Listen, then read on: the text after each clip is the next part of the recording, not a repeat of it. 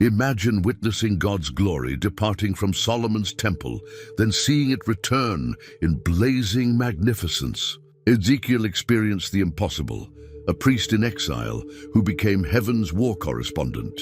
While Jerusalem burned, he saw spinning wheels within wheels, ate scrolls that tasted like honey, and watched an entire valley of skeletons resurrect before his eyes. This isn't just prophecy, it's divine theater. Ezekiel bridges Israel's darkest hour with its brightest future, revealing how God transforms catastrophic judgment into glorious restoration. His visions span from Babylon's rivers to the millennial kingdom, showing us that God's plans never fail. They only get more spectacular. Every bizarre action, every mystical vision, every detailed measurement points to one earth-shattering truth. Our God specializes in bringing dead things back to life. Get ready for the most visually explosive prophetic journey in Scripture.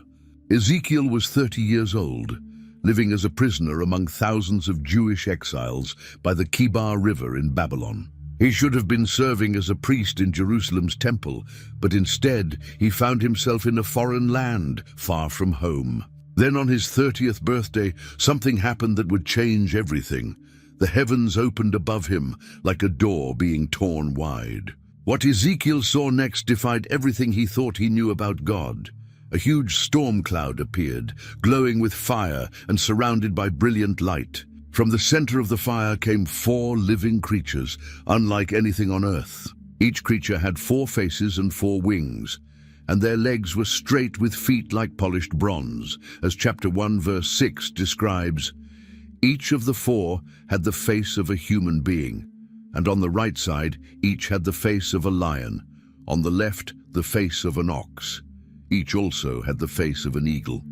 The human face looked forward, the lion faced right, the ox faced left, and the eagle looked backward. These weren't just decorative features.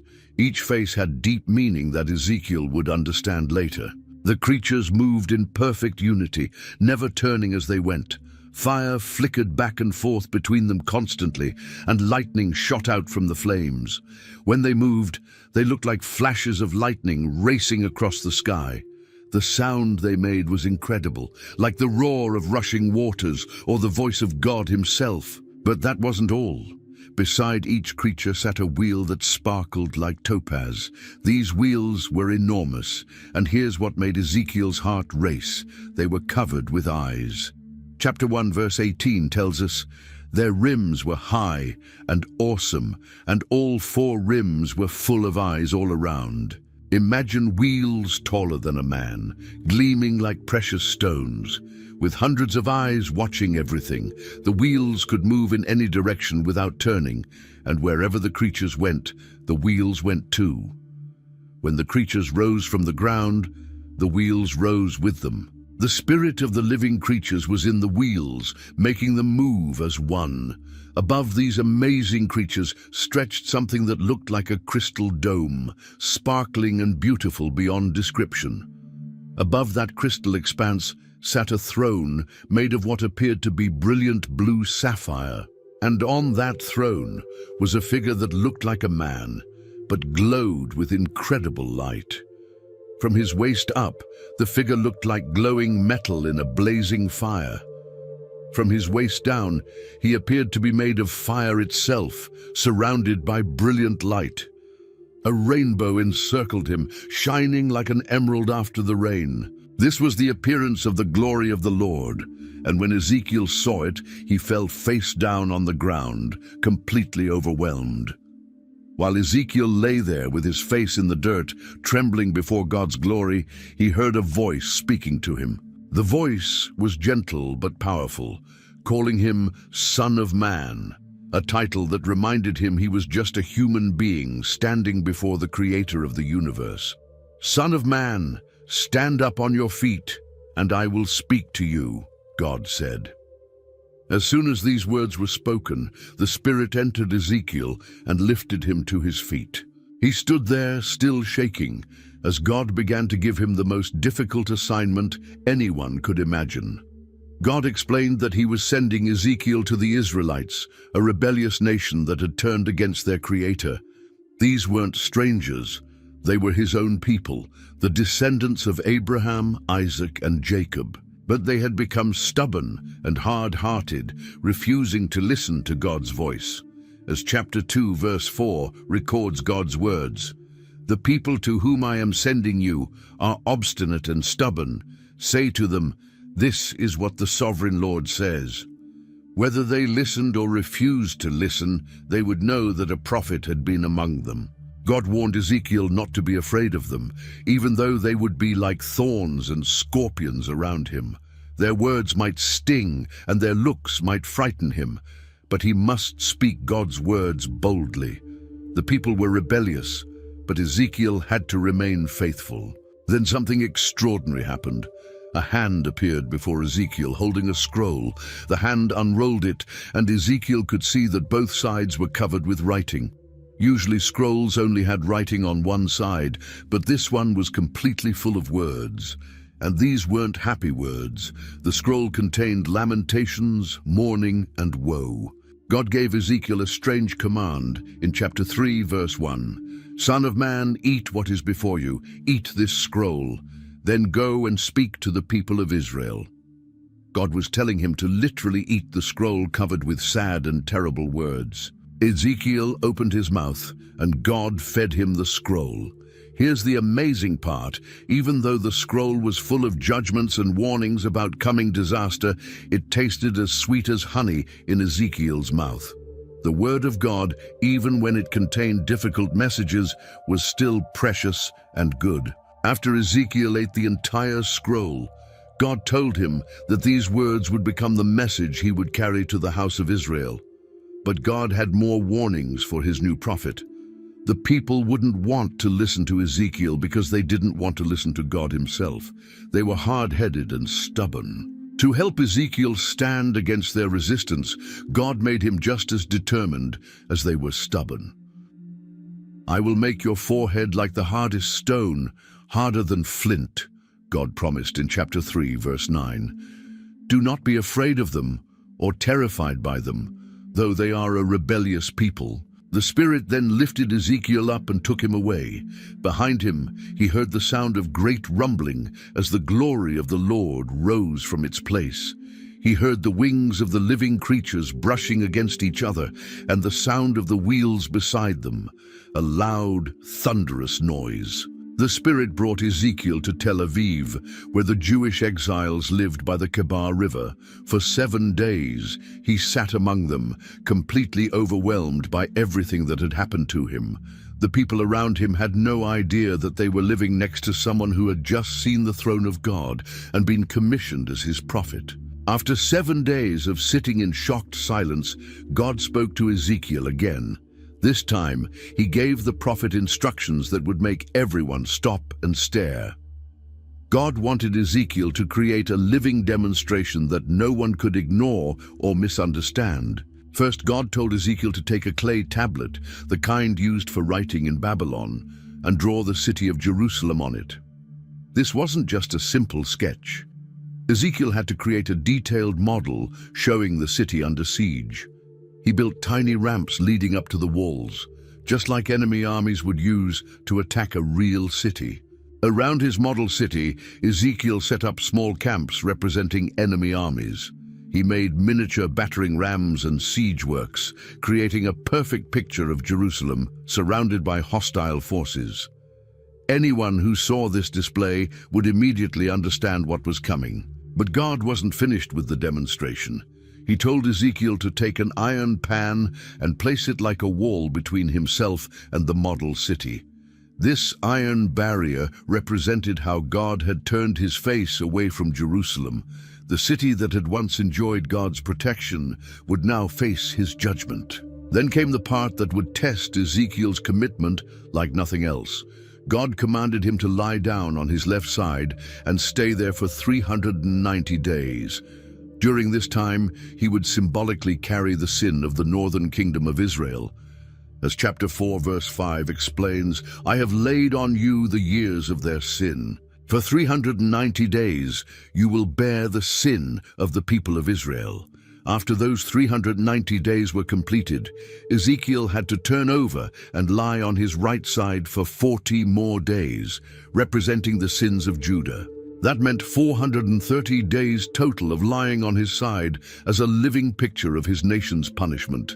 Day after day, month after month, he would lie there as people walked by and wondered what this strange prophet was doing.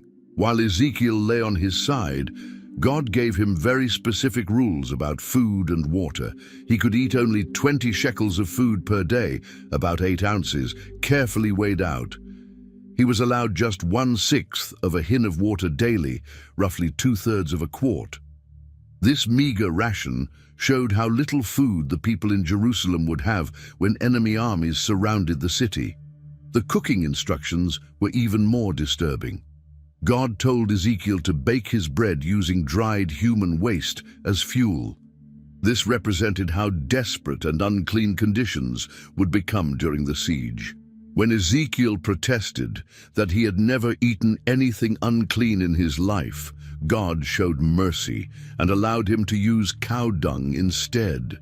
Every day for more than a year, Ezekiel lay there beside his model city, eating his small ration of food and drinking his limited water. People came to watch, to question, and to wonder.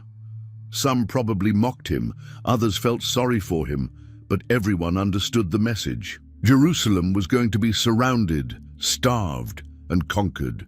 When Ezekiel's 430 days of lying on his side were finally over, his muscles aching and his body weak, God had another dramatic performance for him to carry out. This one would be even more shocking and personal than the siege demonstration. God told Ezekiel to take a sharp sword and use it as a barber's razor to shave off all his hair and beard. In that culture, a man's hair and beard were signs of his dignity and strength.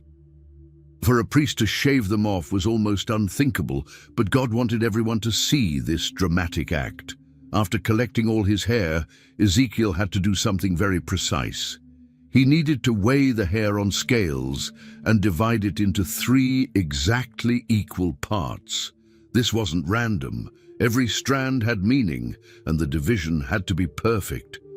What happened next was like watching a powerful drama unfold. Ezekiel took the first third of his hair and burned it with fire in the middle of his model city. The flames consumed every strand, leaving nothing but ashes. This represented the people who would die from plague and famine inside Jerusalem during the siege. The second third of his hair met a different fate. Ezekiel took his sword and struck the hair all around the model city, chopping it into tiny pieces. Chapter 5 verse 2 describes this. Take a third and strike it with the sword all around the city. This showed what would happen to those who tried to escape Jerusalem. They would be cut down by enemy swords. The final third of his hair was scattered to the wind as Ezekiel blew it from his hands. But even then, the demonstration wasn't over. As the hair blew away, representing people being scattered to foreign countries, Ezekiel drew his sword and waved it in the air. This showed that even those who escaped to other lands would face the sword of their enemies chasing them. But Ezekiel was supposed to save just a few strands of hair by tucking them into the folds of his garment.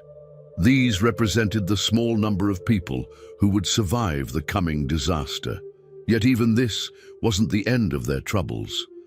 Some of these saved strands would be thrown into the fire and burned up, showing that even among the survivors, some would face more hardship. This whole performance was a perfect picture of Jerusalem's future. The city that had been like beautiful hair on God's head, his pride and joy, would be cut off and destroyed. 1/3 would die from disease and starvation inside the city walls. 1/3 would be killed by enemy swords. 1/3 would be scattered across the world, with enemies pursuing them wherever they went. God explained that this judgment was coming because Jerusalem had become more wicked than the nations around it.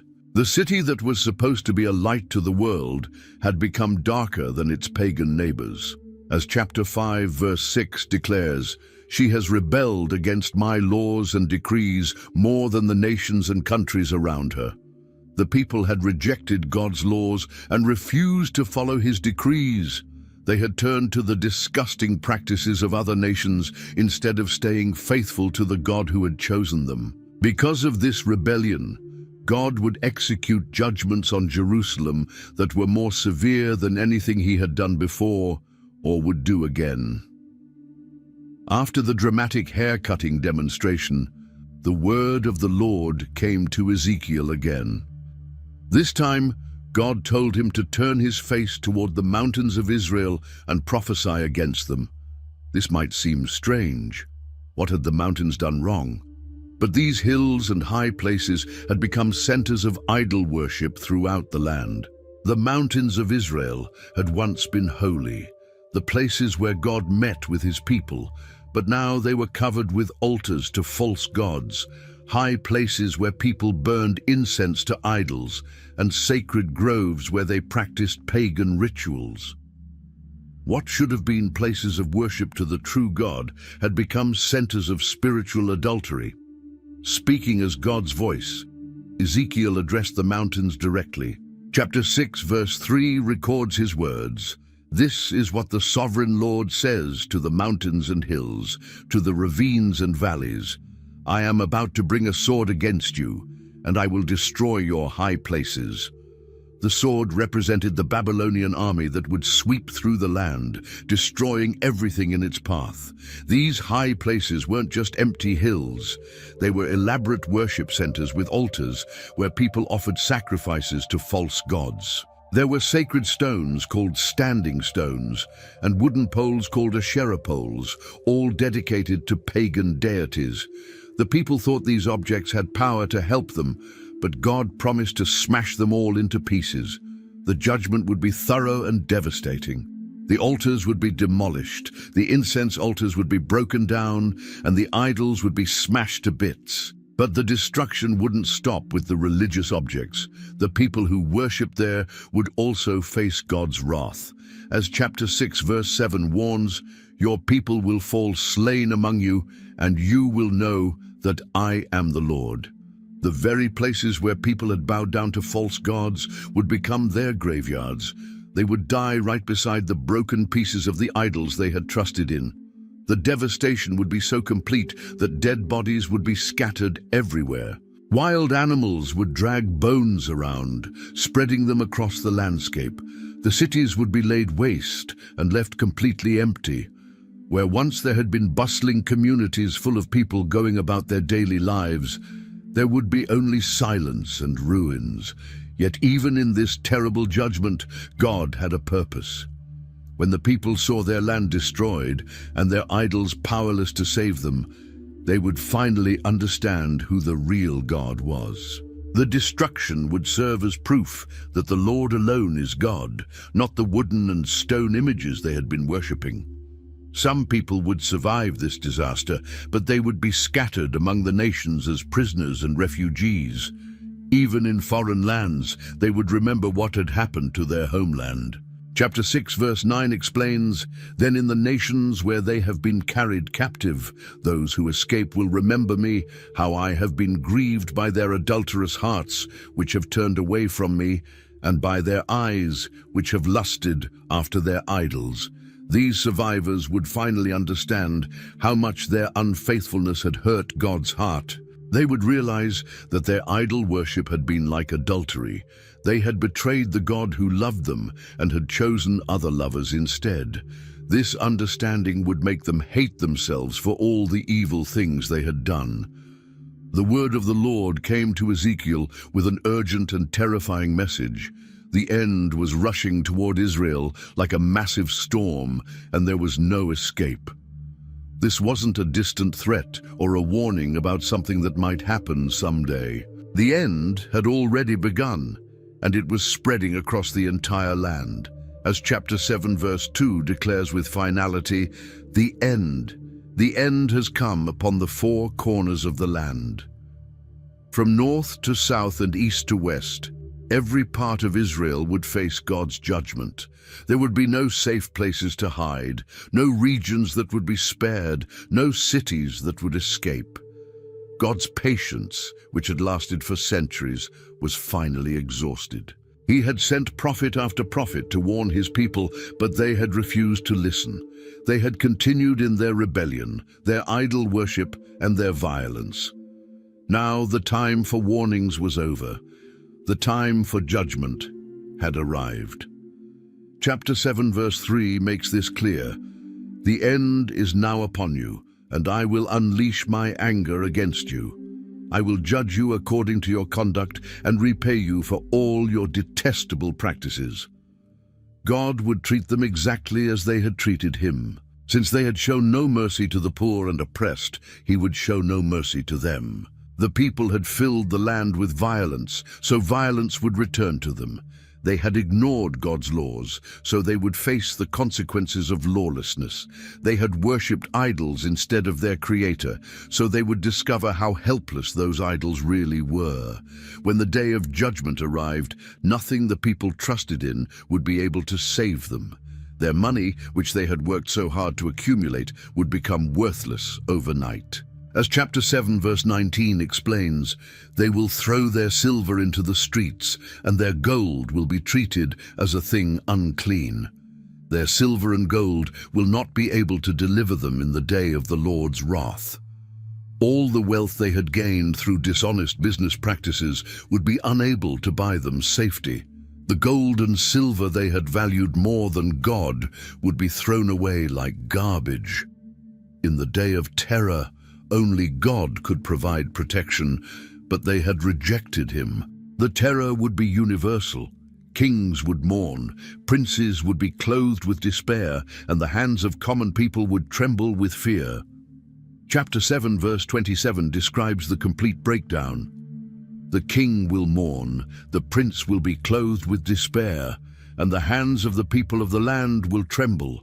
People would desperately search for answers. They would run to prophets looking for visions, to priests seeking instruction, and to elders hoping for wise counsel. But they would find nothing. The religious leaders who should have guided them had also turned away from God.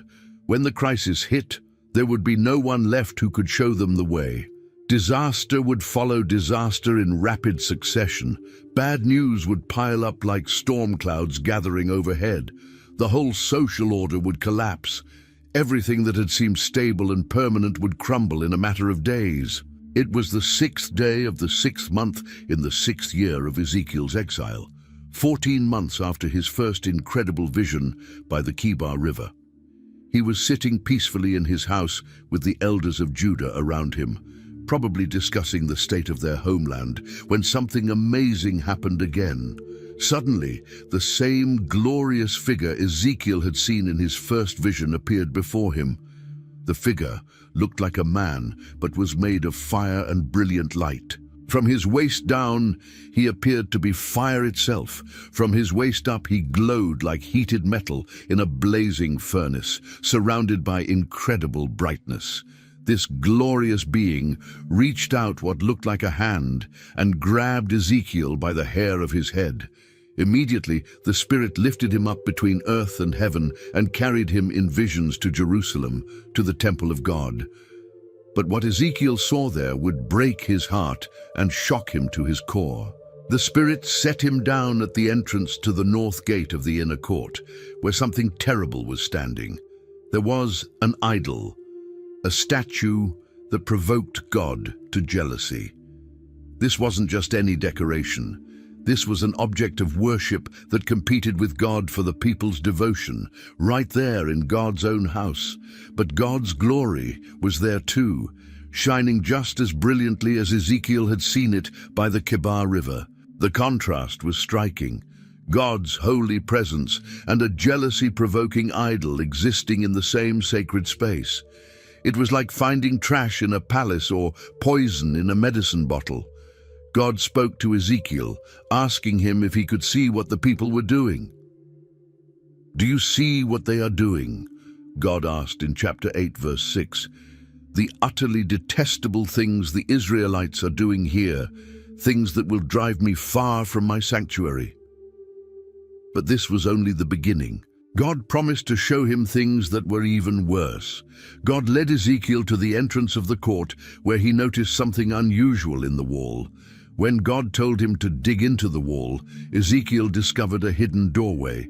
Behind that secret entrance was a room that should never have existed in God's temple. Chapter 8, verse 10 describes what Ezekiel found. "So I went in and looked, and I saw portrayed all over the walls all kinds of crawling things and unclean animals and all the idols of Israel. The walls were covered with pictures of creatures that God had declared unclean, things his people were never supposed to worship or even touch. In front of these disgusting wall paintings stood 70 of Israel's elders, the very men who should have been leading the people in true worship. Each one held a censer full of burning incense, and sweet-smelling smoke rose from their offerings. But they weren't offering this incense to God. They were worshipping the painted idols on the walls. Among these 70 men stood Jaazaniah, son of Shaphan, a man from a family known for supporting God's prophets. Even he had joined this secret idol worship. As they burned their incense in the darkness, they said to each other, "The Lord does not see us. The Lord has forsaken the land." They thought God couldn't see what they were doing in their hidden room. They believed he had abandoned the land and was no longer paying attention to their actions. So they felt free to worship whatever they wanted, in whatever way they pleased. But God saw everything, and he was showing it all to Ezekiel. This wasn't the end of the tour. God told Ezekiel he would see even more detestable things. He brought him to the entrance of the north gate of the Lord's house, where women were sitting and weeping for Tammuz, a false god associated with fertility and the changing seasons. Then God showed Ezekiel the most shocking sight of all. In the inner court of the temple, between the portico and the altar where priests should have been offering sacrifices to the true God, were about 25 men, but they had their backs turned toward the temple and were facing east, bowing down and worshipping the rising sun. These weren't ordinary citizens making a mistake. These were religious leaders, probably priests, who had completely abandoned their calling. Instead of leading people to worship the Creator, they were bowing down to one of his creations. They had turned their backs on God's temple to face the sun, showing where their true loyalty lay. God asked Ezekiel if he thought these things were trivial. The answer was clear. They had filled the land with violence and continually provoked God to anger. Now they were putting the branch to their nose, adding insult to injury with this strange ritual that mocked God even further. After seeing all the terrible things happening in God's temple, Ezekiel heard the Lord call out in a loud voice, "Bring near those who are appointed to execute judgment on the city, each with a weapon in his hand." God was summoning his executioners to carry out the punishment that had been promised. 6 men appeared, coming from the direction of the upper gate that faces north. Each one carried a deadly weapon in his hand, ready to carry out God's judgment. But with them came a 7th man, dressed in linen clothes, with a writing kit at his side. All 7 of them went and stood beside the bronze altar in the temple court. The glory of God, which had been resting above the cherubim, began to move. It rose up and went to the threshold of the temple, positioning itself to oversee what was about to happen. From this place, God called to the man dressed in linen who had the writing kit. God gave this man a crucial assignment that would mean the difference between life and death for many people. As chapter 9 verse 4 records, "Go throughout the city of Jerusalem and put a mark on the foreheads of those who grieve and lament over all the detestable things that are done in it." This wasn't a mark of shame, it was a mark of protection. The man in linen was to find everyone in the city who was heartbroken about the sin they saw around them. These were the people who hadn't joined in the idol worship, who were grieved by the violence and injustice, who still cared about God's honor and holiness. While the man in linen went through the city marking foreheads, God spoke to the 6 men with weapons. His instructions were clear and terrifying. Follow him through the city and kill, without showing pity or compassion. Slaughter the old men, the young men and women, the mothers and children, but do not touch anyone who has the mark. The judgment would be thorough and complete, affecting every age group and social class, but it would also be perfectly just. Those who had remained faithful to God would be protected, while those who had rejected him would face the consequences of their choice. God gave one more instruction that showed how the judgment would begin. Begin at my sanctuary. The punishment would start with the religious leaders who had led the people astray. The 70 elders who had been burning incense to idols in the secret room would be the first to face God's wrath. As the slaughter began, Ezekiel found himself alone. He fell face down and cried out, "Alas, sovereign Lord! Are you going to destroy the entire remnant of Israel in this outpouring of your wrath on Jerusalem?" He was afraid that no one would survive this terrible judgment. But God explained that the sin of Israel and Judah was extremely great. The land was full of bloodshed, and the city was full of injustice. The people said, "The Lord has forsaken the land. The Lord does not see." Since they believed God wasn't watching, they felt free to do whatever they wanted, no matter how evil. God would not show pity or spare them. He would bring down on their own heads everything they had done to others. This was perfect justice. They would receive exactly what they had given. Then the man in linen with the writing kit returned and reported to God, "I have done as you commanded." The marking was complete. Everyone who grieved over the sin in the city had been identified and protected. But even as this judgment was taking place, Ezekiel witnessed something that broke his heart. The glory of the Lord continued to move away from the temple. What had started above the cherubim had moved to the threshold, and now it was preparing to leave entirely. The cherubim spread their wings and rose from the ground, with the wheels beside them. The glory of the God of Israel was above them as they moved to the east gate of the Lord's house. There they stopped, hovering at the entrance as if giving the city one last chance to repent. But the city didn't repent. The people continued in their rebellion, even as judgment fell around them. So the glory of the Lord finally departed from the city completely, going up from the city and stopping above the mountain east of it, the Mount of Olives. This was the most tragic moment in Israel's history. The God who had chosen Jerusalem as his dwelling place, who had filled Solomon's temple with his glory, who had protected and blessed his people for centuries, was leaving. His presence was departing because the people had made it clear they didn't want him there. The Spirit then lifted Ezekiel up and brought him back to Babylon, to the other exiles by the Kebar River. The vision ended, and he found himself back in his house, but everything he had seen remained vivid in his mind.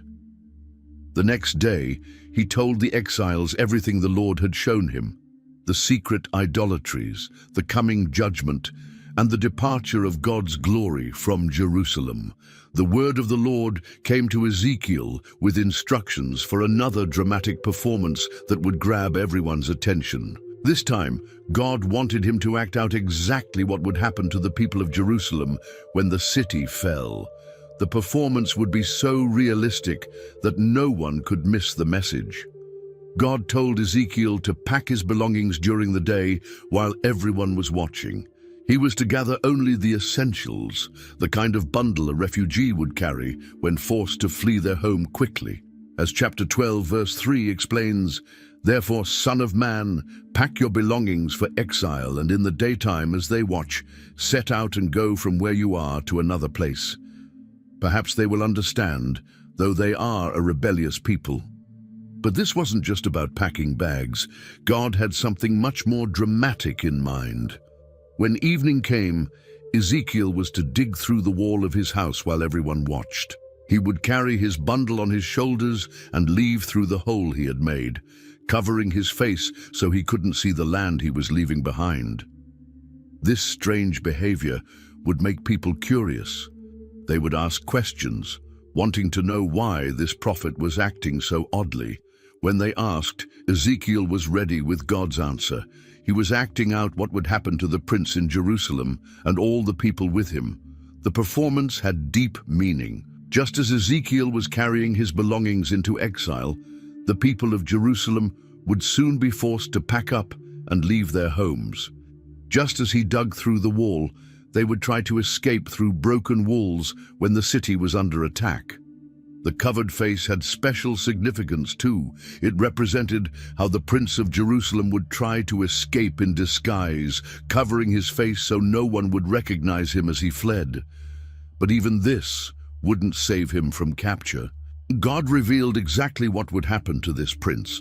As chapter 12 verse 13 declares, I will spread my net for him, and he will be caught in my snare. I will bring him to Babylonia, the land of the Chaldeans, but he will not see it, and there he will die.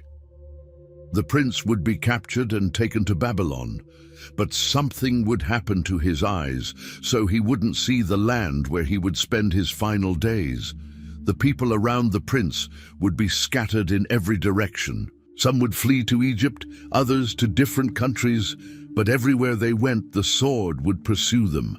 Only a few would survive to tell other nations about all the terrible things they had done. God also gave Ezekiel instructions about eating and drinking that would continue the demonstration.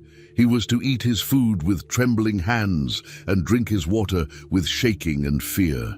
This showed how the people left in Jerusalem would eat and drink in terror, knowing that disaster could strike at any moment. The land that had once been full of people and prosperity would become empty and waste. All the cities would be destroyed, and the countryside would be left desolate. When this happened, people would finally understand that the Lord is God. But some people in exile were saying that Ezekiel's visions wouldn't come true for many years, if at all. Others claimed that he was only prophesying about distant times that didn't affect them. God addressed these doubts directly, telling Ezekiel that every vision would be fulfilled quickly and every word would come to pass during their lifetime. While Ezekiel was delivering God's true messages, other people were claiming to speak for God too. But these false prophets were leading the people astray with lies and empty promises. God told Ezekiel to speak out against these deceivers who were causing so much damage. These false prophets weren't receiving real visions from God. Instead, they were making up their own messages and claiming God had spoken to them. Chapter 13 verse 2 records God's command. Son of man, prophesy against the prophets of Israel who are now prophesying. Say to those who prophesy out of their own imagination, hear the word of the Lord. The problem was serious. These prophets were like foxes among ruins. Instead of helping repair the damage, they were making it worse. They hadn't stood in the gaps to protect God's people or built up walls of defense around them. When the day of battle came, these false prophets would be nowhere to be found. What made their deception even worse was how they gave people false hope. When someone built a flimsy wall, these prophets would come along and whitewash it, making it look strong and beautiful on the outside while it remained weak and ready to collapse. They told people peace when there was no peace, encouraging them to feel safe when they were actually in great danger. God promised to tear down these whitewashed walls. When his storm of judgment came, the wall would collapse completely, and people would ask where all that beautiful whitewash had gone. The false prophets, who had covered up the problems instead of fixing them, would be buried under the rubble. But it wasn't just male prophets who were causing problems. There were also women who claimed to speak for God, but were actually practicing magic and divination. These false prophetesses were hunting souls, trapping people with their deceptions and leading them away from the truth. These women made magic charms and veils, using them in their fortune-telling and spell-casting. As chapter 13 verse 18 describes God's anger, This is what the sovereign Lord says: "Woe to the women who sew magic charms on all their wrists and make veils of various lengths for their heads in order to ensnare people." Their magic wasn't just harmless entertainment. They were using it to control people's lives, telling some they would die when God wanted them to live, and promising others they would live when God had marked them for death. They were taking handfuls of barley and pieces of bread as payment for their false prophecies, showing how cheaply they valued human souls. God was furious with these practices. He promised to tear their magic charms from their arms and free the people they had ensnared. Their veils would be ripped off, and their power over people would be broken forever. The reason God was so angry was clear.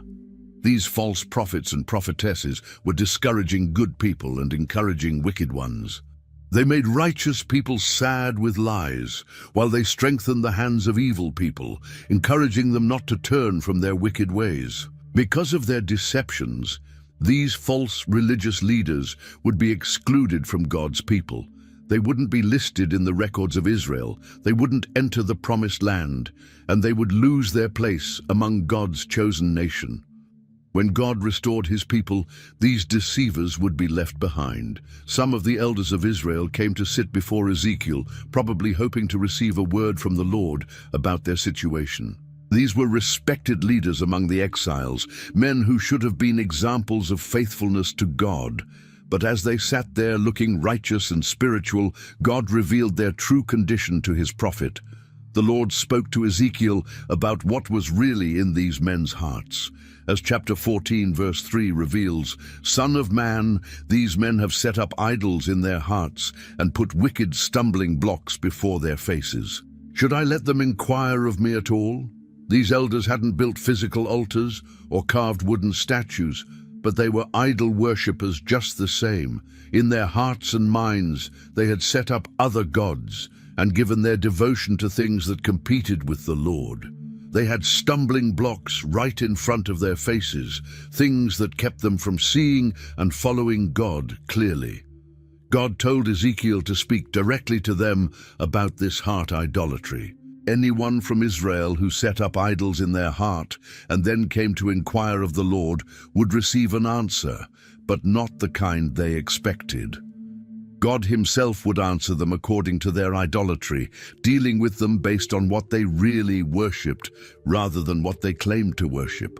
The purpose was to recapture the hearts of the Israelites who had turned away from God for their idols. God wanted to win back their love and loyalty, but first they had to acknowledge what they had done and turn away from their false gods. God's message was clear and simple. Repent, turn from your idols, and renounce all your detestable practices. There was still time to change, still opportunity to return to the Lord with their whole hearts. But they had to make a choice. They couldn't serve God and idols at the same time. If anyone, whether an Israelite or a foreigner living among them, separated themselves from God and set up idols in their heart, then came to a prophet to inquire of the Lord, God would answer them personally. But it wouldn't be the comfortable answer they wanted to hear. As chapter 14 verse 8 warns, "I will set my face against them and make them an example and a byword. I will remove them from my people. Then you will know that I am the Lord." God would make an example of such people, showing everyone what happens to those who try to serve two masters. Ezekiel also learned something important about prophets who might be tempted to give false messages. If a prophet was deceived and spoke a word that wasn't from God, it was actually the Lord who had deceived that prophet. Both the prophet and the person who consulted him would bear the same guilt and face the same punishment. This might seem harsh, but God's purpose was clear. He wanted to stop the Israelites from wandering away from him and defiling themselves with sin. He wanted them to be his people in truth, not just in name, and he wanted to be their God in reality, not just in their religious ceremonies. God then gave Ezekiel a sobering lesson about judgment and intercession. Even if the land became so sinful that he decided to destroy it, even the presence of the most righteous people in history wouldn't save the wicked. If Noah, Daniel, and Job were living in such a land, their righteousness would save only themselves, not their children or neighbors. Whether God sent famine, wild beasts, sword, or plague, these three righteous men would survive because of their own righteousness, but they couldn't rescue anyone else. Each person would be responsible for their own relationship with God and their own moral choices. The word of the Lord came to Ezekiel with a simple but powerful comparison that would help people understand Jerusalem's true condition. God asked him to think about a grapevine and consider what made it valuable compared to other trees in the forest. The question was straightforward but revealing. As chapter 15 verse 2 asks, "Son of man, how is the wood of a vine different from that of a branch from any of the trees in the forest?" The answer was obvious to anyone who had ever worked with wood. Vine wood was practically useless for building anything. Unlike oak or cedar or other forest trees, vine wood was too soft and twisted to make furniture. You couldn't use it to build houses or craft tools. It wasn't even strong enough to make a simple peg to hang something on the wall. The only value of a vine was in its fruit, not its wood. But what happened when a vine didn't produce fruit? Then it became completely worthless. There was only one thing you could do with unproductive vine wood: burn it as fuel for fire. Even then, it didn't burn very well compared to other types of wood. God was making a pointed comparison. Jerusalem was like a vine among the nations. Its only value was supposed to be the spiritual fruit it produced: righteousness, justice, and worship of the true God. But instead of producing good fruit, Jerusalem had become corrupt and rebellious. Since the city wasn't fulfilling its purpose, it had become like useless vine wood. And just as useless vine wood was only good for burning, Jerusalem would be consumed by fire. The comparison was perfect. A fruitless vine was destined for flames. But God took the analogy even further. He pointed out that vine wood was especially useless after it had been partially burned. As chapter 15 verse 4 explains, "And after it is thrown on the fire as fuel, and the fire burns both ends and chars the middle, is it then useful for anything?" Once vine wood had been damaged by fire, it became completely worthless for any purpose. This described Jerusalem's condition perfectly. The city had already been partially burned by its sins and rebellions. It had been damaged by its unfaithfulness to God. Now it was even less useful than before, like a piece of vine wood that had been scorched and charred. God declared that he would set his face against the people of Jerusalem. Even though they might escape from one fire, another fire would consume them completely. When this happened, people would know that the Lord is God. The land itself would become desolate because the people had been unfaithful. They had broken their covenant with God, so he would make their country a wasteland. What had once been a fruitful land flowing with milk and honey would become as barren and useless as burned vine wood. The message was clear and unavoidable. Jerusalem had failed in its purpose as God's chosen city. Instead of being a light to the nations, it had become darker than the pagan cities around it. Instead of producing fruit that honored God, it had become completely unproductive. Like a useless vine, it was fit only for destruction. God told Ezekiel to confront Jerusalem with all its detestable practices through the most personal and emotional story yet. This wasn't just about political failure or religious mistakes. This was about a broken relationship, a love story that had turned into betrayal and heartbreak. The story began with Jerusalem as an abandoned baby. As chapter 16 verse 3 describes her origins, "This is what the sovereign Lord says to Jerusalem. Your ancestry and birth were in the land of the Canaanites. Your father was an Amorite and your mother a Hittite." Jerusalem came from pagan peoples, not from a godly heritage. When this baby was born, no one cared for her. Her umbilical cord wasn't cut, she wasn't washed with water or rubbed with salt or wrapped in cloths. Nobody pitied her enough to do even these basic acts of care. Instead, she was thrown out into an open field and left to die, despised from the day she was born. But God saw her there. As chapter 16 verse 6 records his words, "Then I passed by and saw you kicking about in your blood, and as you lay there in your blood I said to you, 'Live.' God commanded this dying baby to live, and she did. He made her grow like a plant in the field, and she grew up and developed into a beautiful young woman. When God passed by again and saw that she was old enough for love, he spread the corner of his garment over her and covered her nakedness. He made a covenant with her, swearing an oath to her, and she became his." This was like a marriage ceremony. God was taking Jerusalem as his bride. Then God lavished his love on her. He bathed her with water and washed the blood from her. He anointed her with oils and dressed her in fine clothing, embroidered fabric, leather sandals, fine linen, and costly garments. He adorned her with jewelry, putting bracelets on her arms and a necklace around her neck.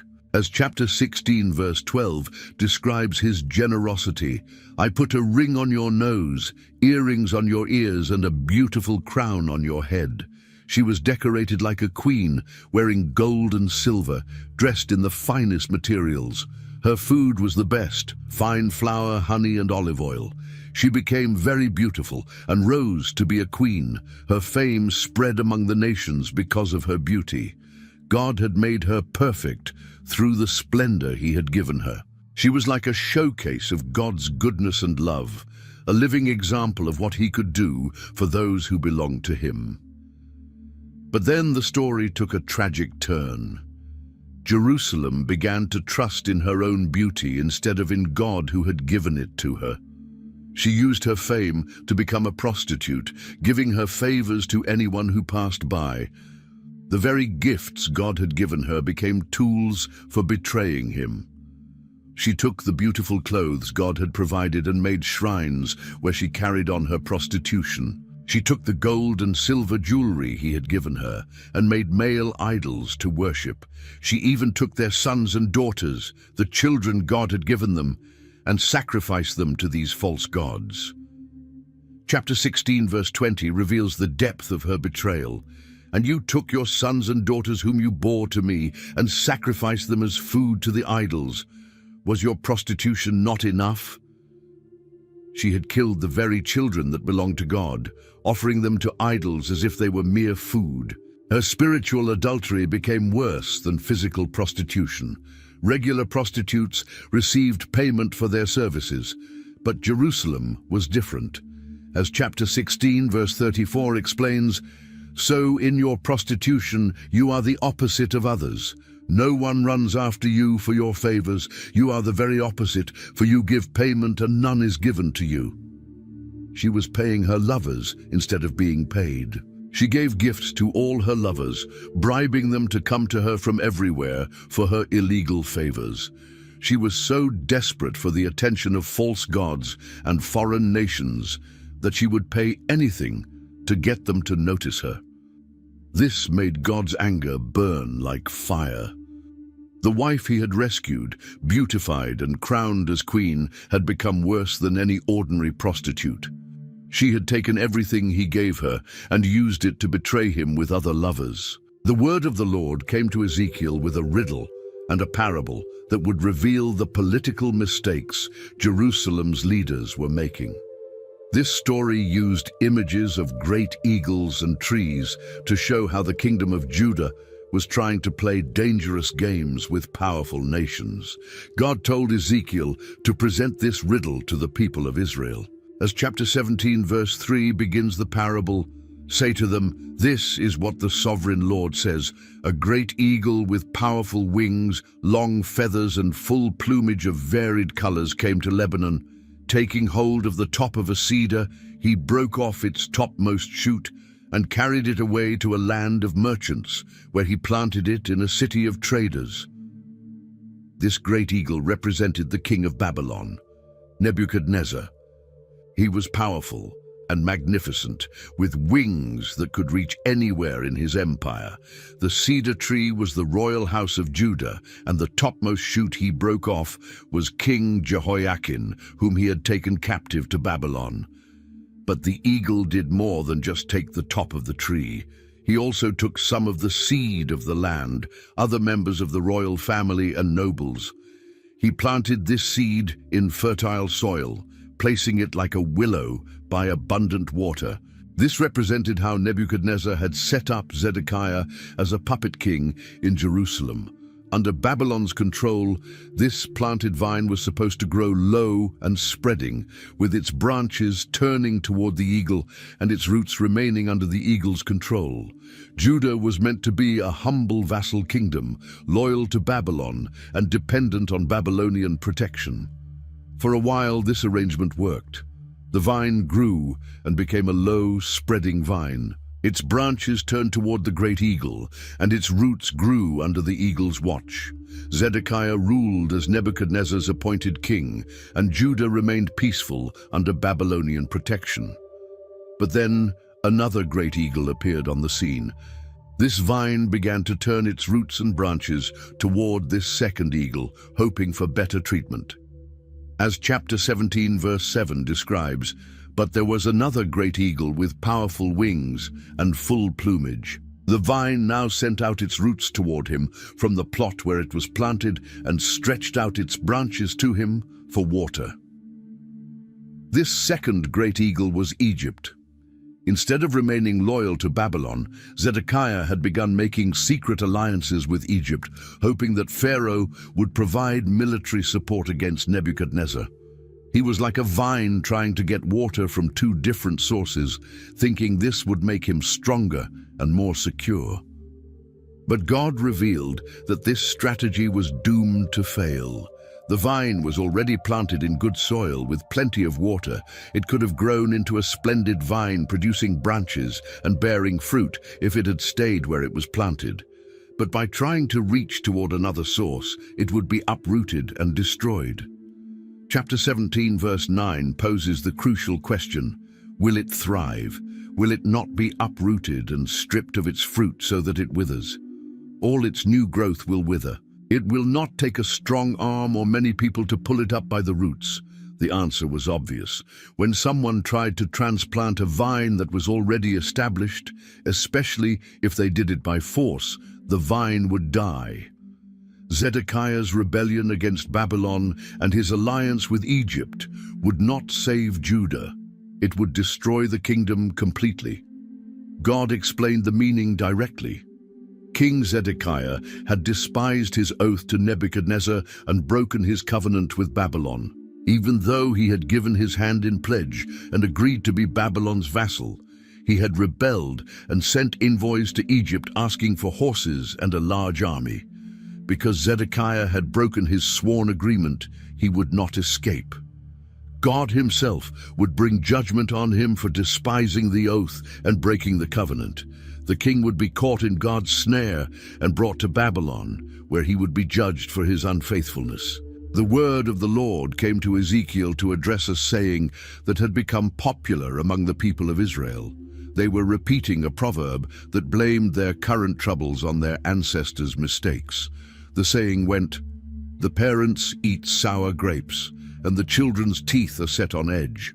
This proverb suggested that children automatically suffered for their parents' sins, that God punished innocent people for things their ancestors had done. The exiles were using this saying to claim they weren't responsible for their situation. They were just victims of previous generations' mistakes. But God wanted to set the record straight. As chapter 18 verse 3 declares, "As surely as I live, declares the sovereign Lord, you will no longer quote this proverb in Israel." God was abolishing this excuse once and for all. People could no longer blame their parents or grandparents for their own problems. The truth was simple and revolutionary. For everyone belongs to me, the parent as well as the child, both alike belong to me. The one who sins is the one who will die. Each person was responsible for their own choices and would face the consequences of their own actions. To make this principle crystal clear, God gave Ezekiel a detailed example. Suppose there was a righteous man who did what was just and right. He didn't eat at mountain shrines or worship idols. He didn't commit adultery or sleep with a woman during her monthly period. He didn't oppress anyone, but returned what he took in pledge for a loan. This righteous man gave his food to the hungry and provided clothing for the naked. He didn't lend money at interest or take extra profit. He withheld his hand from doing wrong and judged fairly between people. He followed God's decrees and faithfully kept his laws. As chapter 18 verse 9 concludes, "Such a person is righteous, they will surely live, declares the sovereign Lord." But suppose this righteous man had a son who was violent and committed murder, or did other things his father never did. This son ate at mountain shrines, committed adultery, oppressed the poor and needy, robbed people, and didn't return what he took as pledge. He worshipped idols, did detestable things, and lent money at interest. Would this wicked son live because his father was righteous? Absolutely not. Chapter 18 verse 13 makes it clear, will such a man live? He will not. Because he has done all these detestable things, he is to be put to death. His blood will be on his own head. But the story didn't end there. Suppose this wicked son had a son of his own who saw all the sins his father committed but chose not to follow that example. This grandson refused to eat at mountain shrines or worship idols. He didn't commit adultery, oppress anyone, or withhold pledges. He gave food to the hungry, provided clothing for the naked, and helped the poor. This third-generation man withdrew his hand from sin and didn't take interest or profit from loans. He kept God's laws and followed his decrees. Would he die because of his father's sin? No. As chapter 18 verse 17 promises, he will not die for his father's sin, he will surely live. Each generation was judged on its own merits. The righteous father would live because of his righteousness. The wicked son would die because of his wickedness. The righteous grandson would live because of his righteousness, even though his father was wicked. God made his policy absolutely clear. The one who sins is the one who will die. The child will not share the guilt of the parent, nor will the parent share the guilt of the child. The righteousness of the righteous will be credited to them, and the wickedness of the wicked will be charged against them. But there was more good news. Even wicked people could change their destiny. If a wicked person turned away from all their sins, kept God's decrees, and did what was just and right, they would surely live and not die. God would not remember any of the sins they had committed. Their righteousness would save them. As chapter 18 verse 23 reveals God's heart, "Do I take any pleasure in the death of the wicked?" declares the sovereign Lord. Rather, am I not pleased when they turn from their ways and live? The same principle worked in reverse. If a righteous person turned away from their righteousness and committed sin, doing the same detestable things that wicked people did, would they live? No. They would die because of their unfaithfulness. This wasn't unfair, it was perfectly just. Each person received exactly what their choices deserved. God judged people based on their current character and actions, not on their family history or past mistakes they had repented of.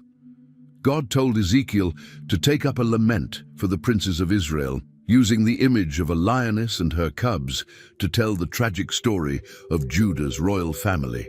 This wasn't just history, it was a funeral song for a dynasty that was coming to an end. Chapter 19 verse 2 begins the lament. "What a lioness was your mother among the lions. She lay down among them and reared her cubs." The mother lioness represented the kingdom of Judah, proud and powerful among the nations. She had raised several cubs who were destined to rule, but their stories would all end in tragedy. The first cub grew up to be a strong young lion who learned to tear his prey and devour people. The nations heard about him and trapped him in their pit, bringing him with hooks to the land of Egypt. This represented King Jehoahaz, who ruled for only 3 months before Pharaoh Necho captured him and took him to Egypt, where he died in exile. When the lioness saw that her hope was unfulfilled and her expectation was gone, she took another of her cubs and made him a strong lion. This second cub also learned to tear his prey and devour people.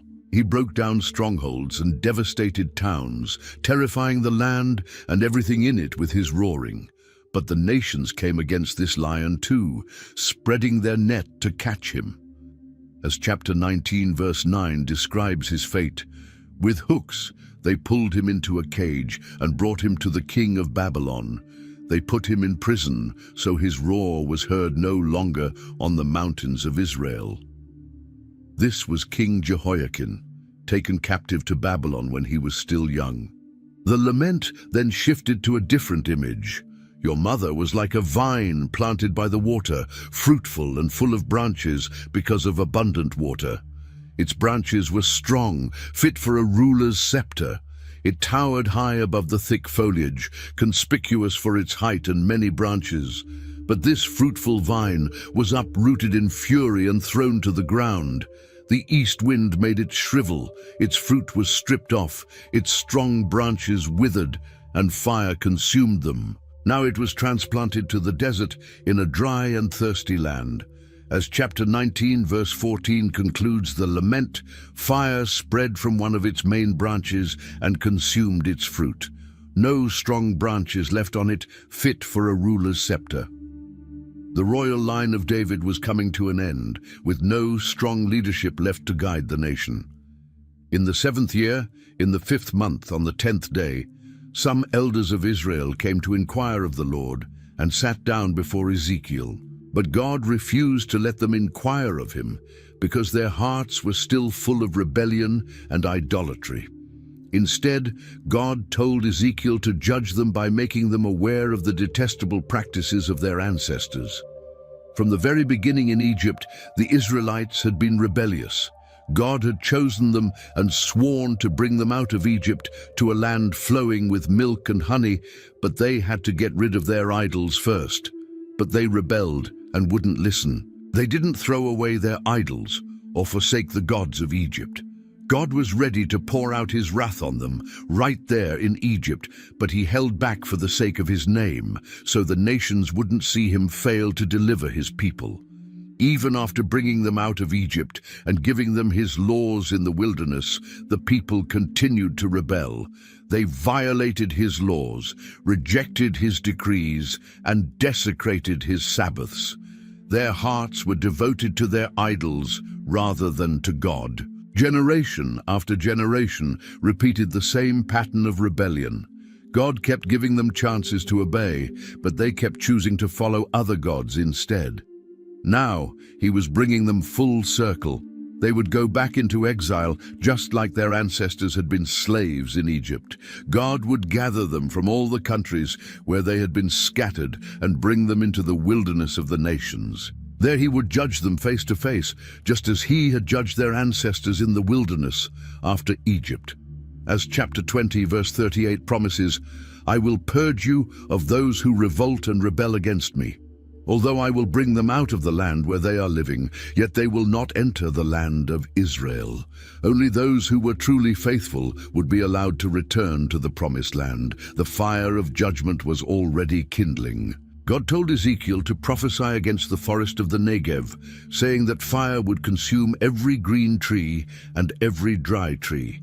The blazing flame would not be quenched, and every face from south to north would be scorched by it. When people saw this fire, they would know that the Lord had kindled it. All flesh would see that it would not be quenched. But when Ezekiel delivered this message, the people complained that he always spoke in parables they couldn't understand. So God gave him a clearer message.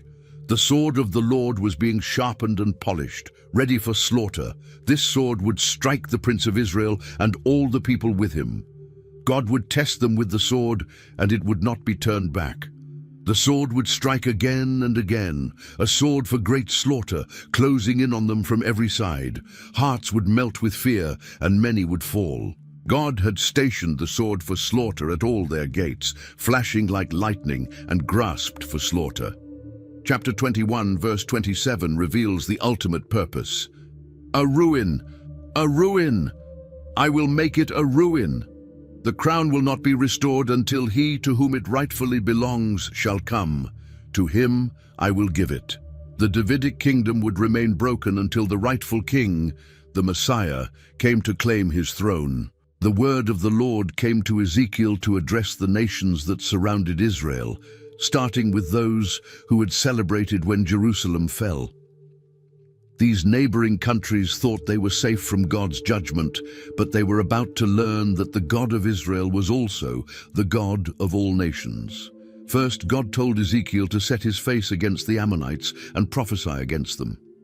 The Ammonites were descendants of Lot, who lived east of the Jordan River.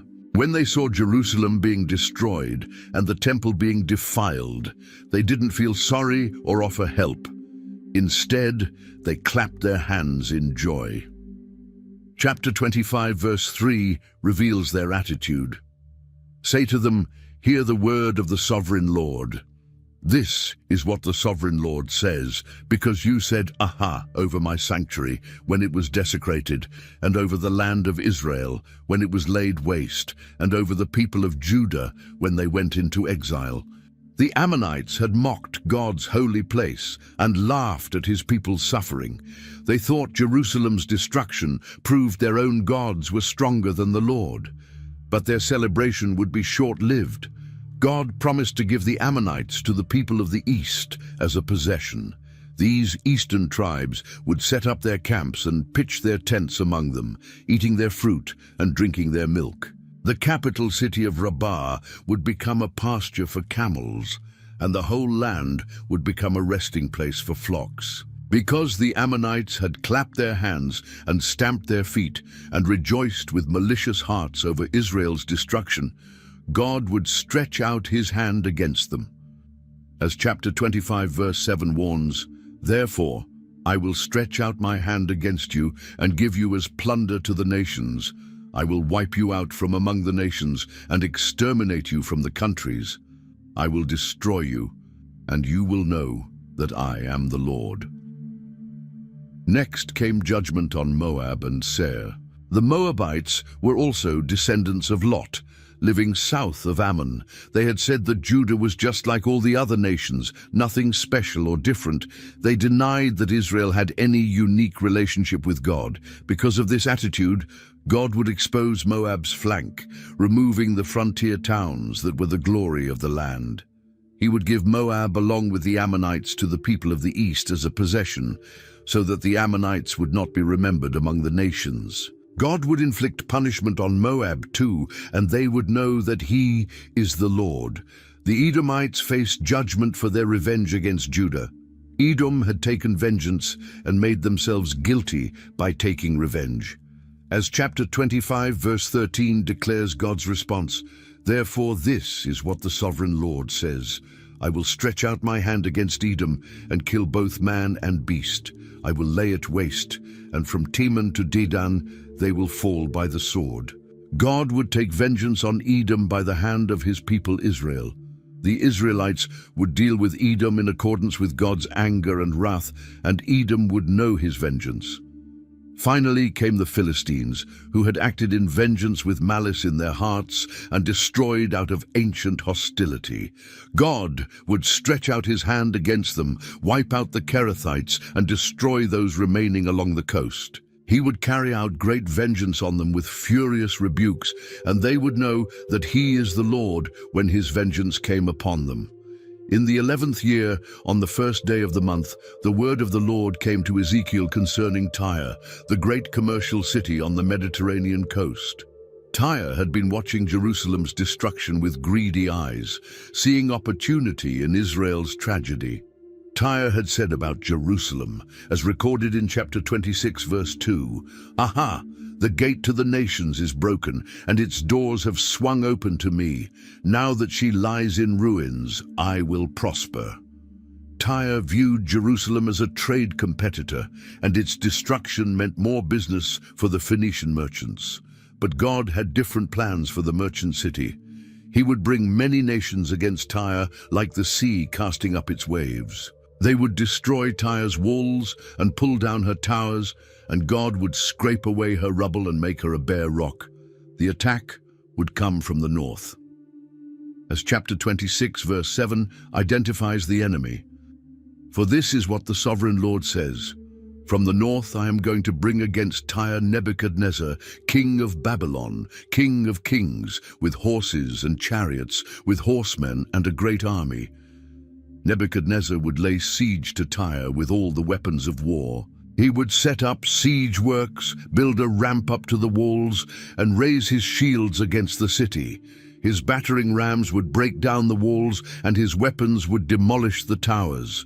The dust from his horses would cover the city, and the walls would tremble at the noise of the war horses, wagons, and chariots. His horses' hoofs would trample all the streets, and he would kill the people with the sword. The strong pillars that Tyre was so proud of would fall to the ground. Tyre's wealth would be plundered and merchandise looted.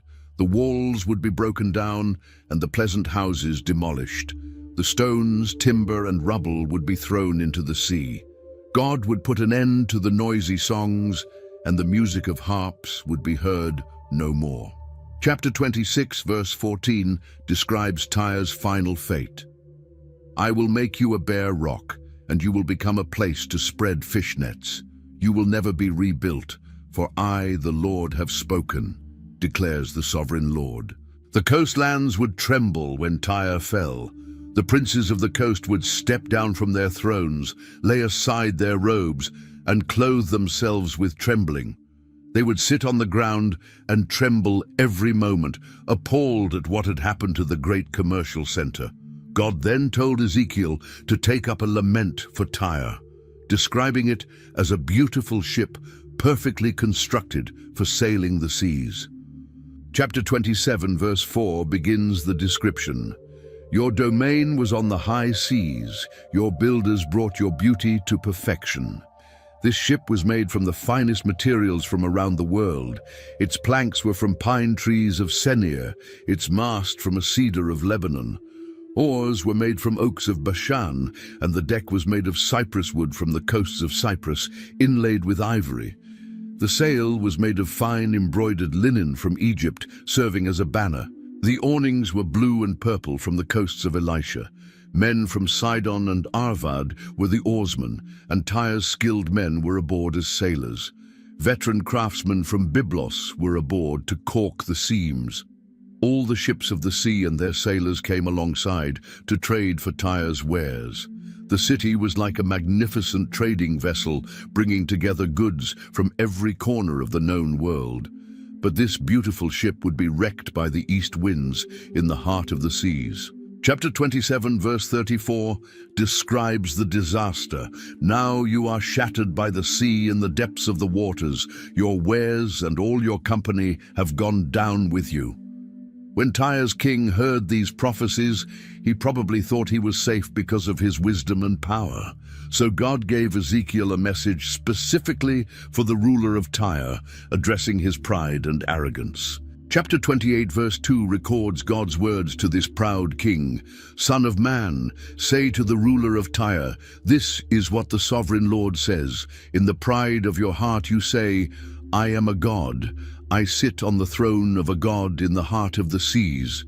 But you are a mere mortal and not a god, though you think you are as wise as a god. The king of Tyre thought his wisdom and wealth made him equal to the gods. He believed his position was secure and his power unlimited. But God would bring foreigners against him, the most ruthless of nations. They would draw their swords against his beauty and wisdom and pierce his shining splendor.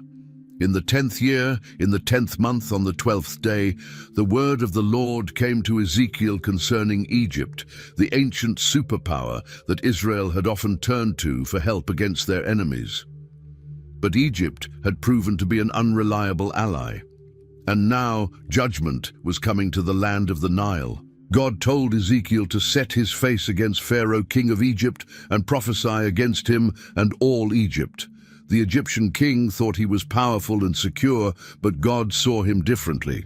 As chapter 29 verse 3 describes God's view, "Speak to him and say, 'This is what the sovereign Lord says. I am against you, Pharaoh, king of Egypt, you great monster lying among your streams. You say, the Nile belongs to me. I made it for myself.'" Pharaoh claimed to own the Nile River and even boasted that he had created it himself. This was ultimate pride, taking credit for what God had made and acting as if he controlled the source of Egypt's life and prosperity. But God would put hooks in Pharaoh's jaws and make the fish of his streams stick to his scales.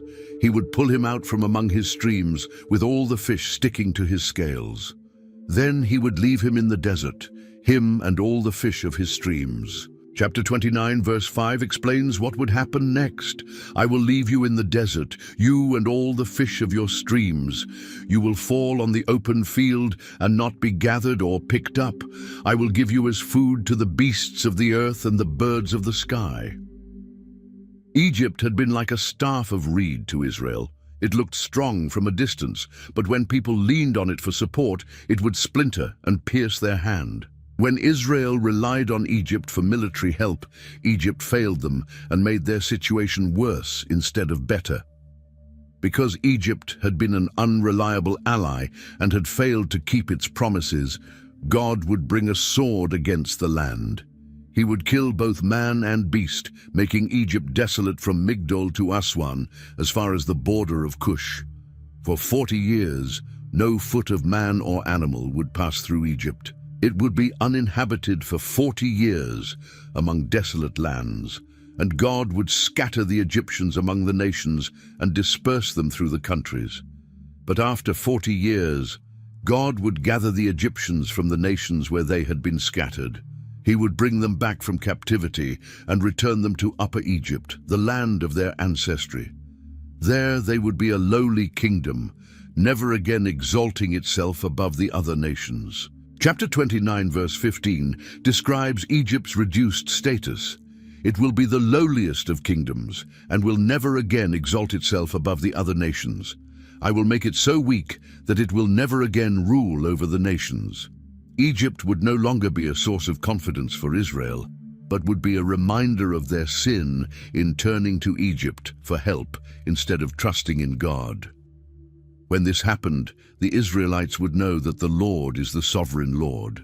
God also revealed that Nebuchadnezzar had worked hard against Tyre, making every head bald and every shoulder raw from carrying loads during the siege. Yet neither he nor his army got any reward from Tyre for all the work they had done against it. Therefore, God would give Egypt to Nebuchadnezzar as wages for his army. Chapter 29 verse 20 explains, "I have given him Egypt as a reward for his efforts, because he and his army did it for me," declares the sovereign Lord. The word of the Lord came to Ezekiel again with more details about Egypt's coming destruction. This wasn't just punishment for Egypt's sins. It was also payment to Nebuchadnezzar for the work he had done as God's instrument of judgment against other nations. God told Ezekiel to prophesy and say that the day of the Lord was near, a day of clouds, a time of doom for the nations. As chapter 30 verse 4 warns, "A sword will come against Egypt, and anguish will come upon Cush." When the slain fall in Egypt, her wealth will be carried away and her foundations torn down. The destruction wouldn't be limited to Egypt alone. Cush, Libya, Lydia, all Arabia, Cub, and the people of the covenant land would fall by the sword along with Egypt. All of Egypt's allies and supporters would be swept away in the same judgment. Egypt's proud strength would come to an end. From Migdol to Aswan, people would fall by the sword within Egypt's borders. The land would be desolate among devastated lands, and Egypt's cities would lie in ruins among ruined cities. Fire would consume Egypt's strongholds, and young men would fall by the sword, while women went into captivity. At Tahpanhes, the day would be dark when God broke the yoke of Egypt there. Her proud strength would come to an end, and she would be covered with clouds while her daughters went into captivity. God would inflict punishment on Egypt through the hands of Nebuchadnezzar, king of Babylon. As chapter 30, verse 24 describes the process, "I will strengthen the arms of the king of Babylon and put my sword in his hand, but I will break the arms of Pharaoh, and he will groan before him like a mortally wounded man." God would strengthen Babylon's arms while breaking Egypt's arms. He would put his sword in the hand of the king of Babylon and spread it against Egypt. The Egyptians would be scattered among the nations and dispersed through the countries. This was divine justice in action. Nebuchadnezzar had served as God's instrument against Tyre, working hard in that siege, even though he didn't receive the plunder he expected. Now God would compensate him by giving him Egypt as wages for his service. The king of Babylon would come with his army, the most ruthless of nations, and draw their swords against Egypt. They would fill the land with the slain, and God would dry up the streams of the Nile and sell the land to evil men. Chapter 30, verse 13, lists some of the specific judgments coming. "This is what the sovereign Lord says: I will destroy the idols and put an end to the images in Memphis. No longer will there be a prince in Egypt, and I will spread fear throughout the land." Egypt's religious system would be shattered along with its political power. The idols that Egyptians worshipped would be destroyed, and the images they trusted in would be broken. No native prince would rule over Egypt again. It would be governed by foreigners. God would set fire to Zoan, inflict punishment on Thebes, pour out his wrath on Pelusium, the stronghold of Egypt, and cut off the hordes of Thebes. The young men of Heliopolis and Bubastis would fall by the sword, and the cities themselves would go into captivity. In the 11th year, in the 3rd month on the 1st day, the word of the Lord came to Ezekiel with a parable about Egypt that would show Pharaoh his true destiny. God wanted the Egyptian king to understand what happened to other great powers that had trusted in their own strength and beauty. God told Ezekiel to speak to Pharaoh, king of Egypt, and his hordes, asking them who they were like in their greatness. The answer came in the form of a story about the most magnificent tree that had ever existed. Chapter 31, verse 3 begins the parable.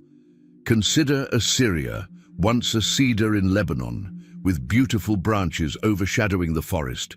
It was majestic in height, its top above the thick foliage.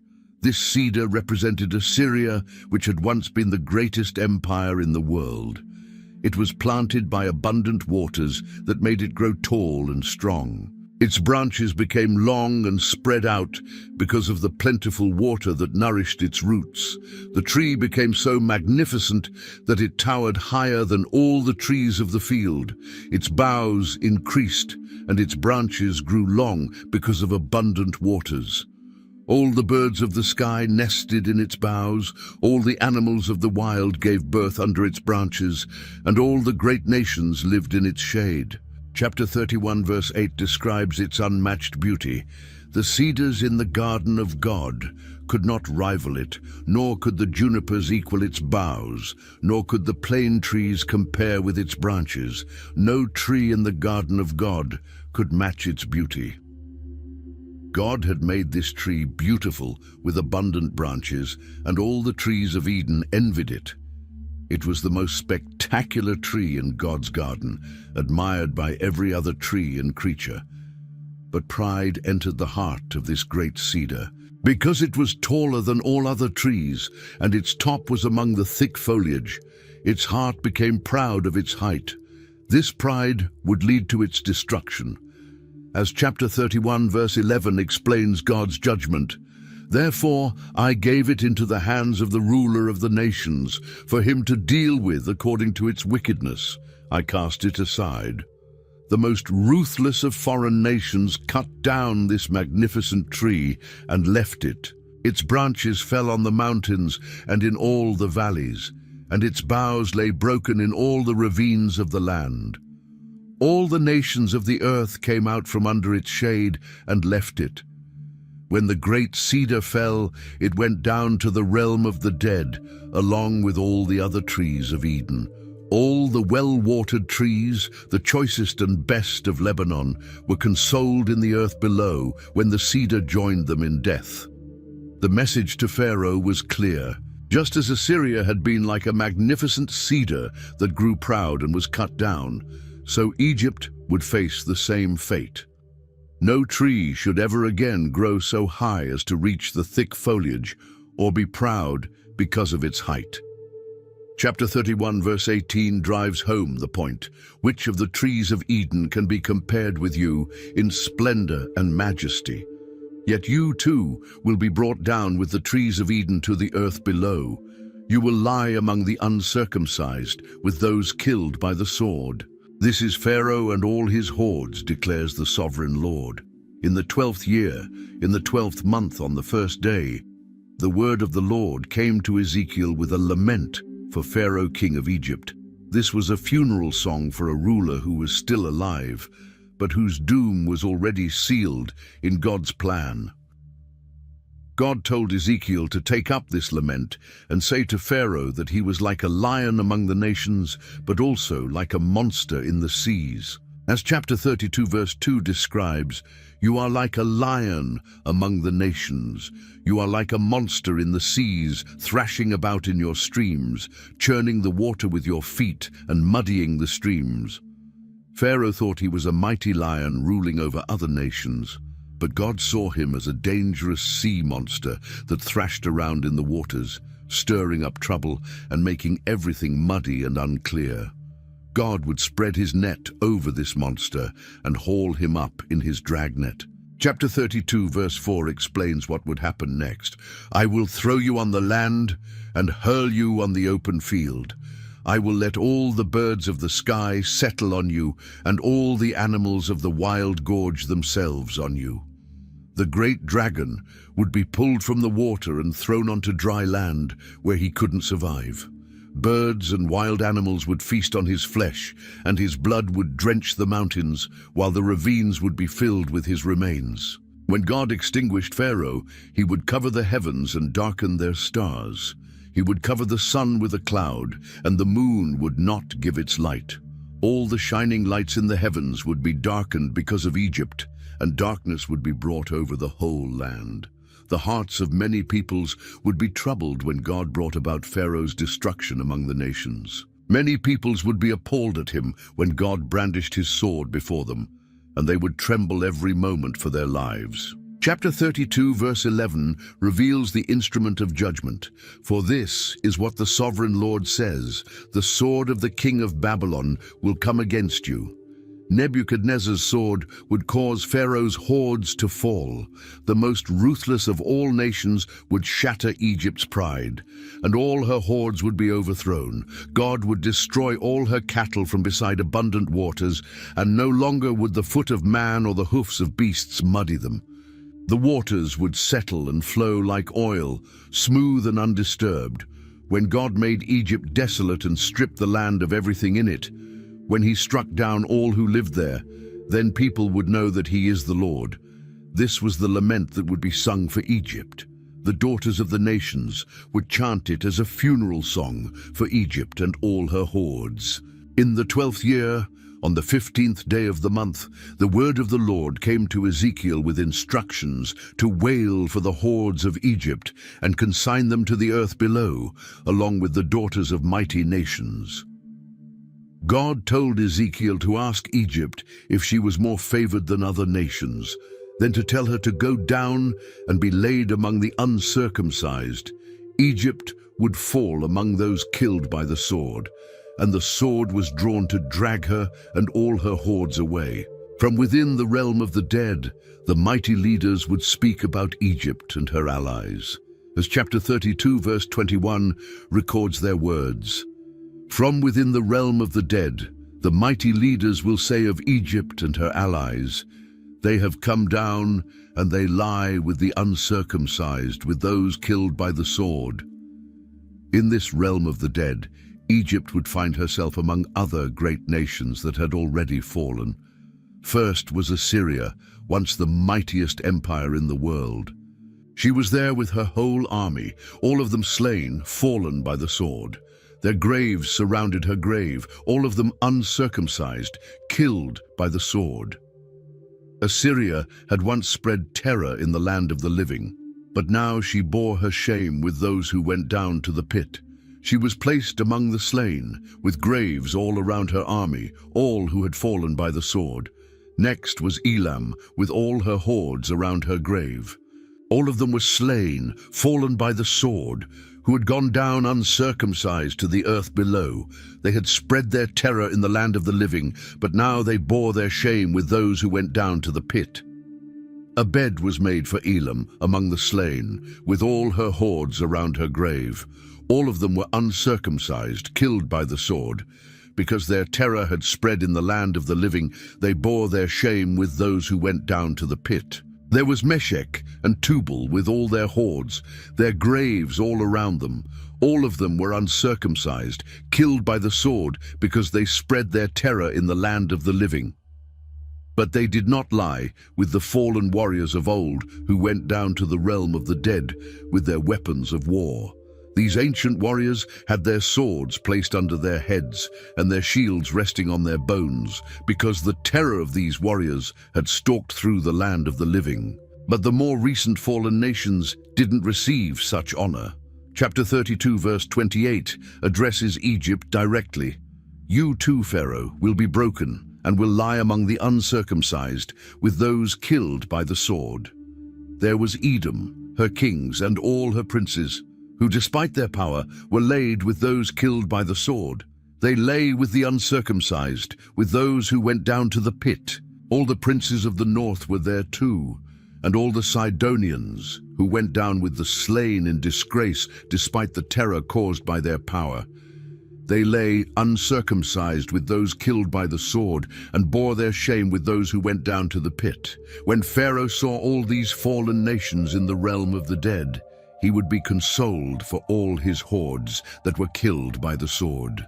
Even though God had caused his terror to spread in the land of the living, Pharaoh would be laid among the uncircumcised, with those killed by the sword, along with all his hordes. Through all these prophecies against the nations, one truth rang clear. No nation could stand against the Lord God of Israel. From the small neighboring countries that had mocked Jerusalem's fall to the great superpowers that had seemed invincible, all would face the same divine judgment. The pattern was always the same. Each nation had committed specific sins against God and his people. Some had rejoiced over Israel's destruction, others had been unreliable allies, and still others had grown proud because of their power and wealth. Ammon had clapped and stamped in celebration when Jerusalem fell. Moab had claimed Israel was no different from other nations. Edom had taken revenge with ancient hatred. The Philistines had acted with malice and destroyed out of old hostility. Tyre had seen opportunity in Jerusalem's destruction, hoping to profit from Israel's tragedy. Her king had grown so proud that he claimed to be a god sitting on a divine throne. Egypt had been a broken reed that failed Israel when support was needed most. But God's justice was perfect and unavoidable. The same Babylonian army that had destroyed Jerusalem would march against these other nations. Nebuchadnezzar would receive payment for his services by conquering Egypt after working so hard against Tyre. The great cedar of Assyria had already fallen, teaching all other trees not to grow proud because of their height. Pharaoh the sea monster would be caught in God's net and thrown onto dry land to die. All the mighty nations would find themselves together in the realm of the dead, their power and pride forgotten. Chapter 30, verse 26 summarizes the result. I will disperse the Egyptians among the nations and scatter them through the countries. Then they will know that I am the Lord. The sword of divine judgment had been unsheathed and would not be turned back. It would strike nation after nation until all the earth acknowledged that the Lord is God.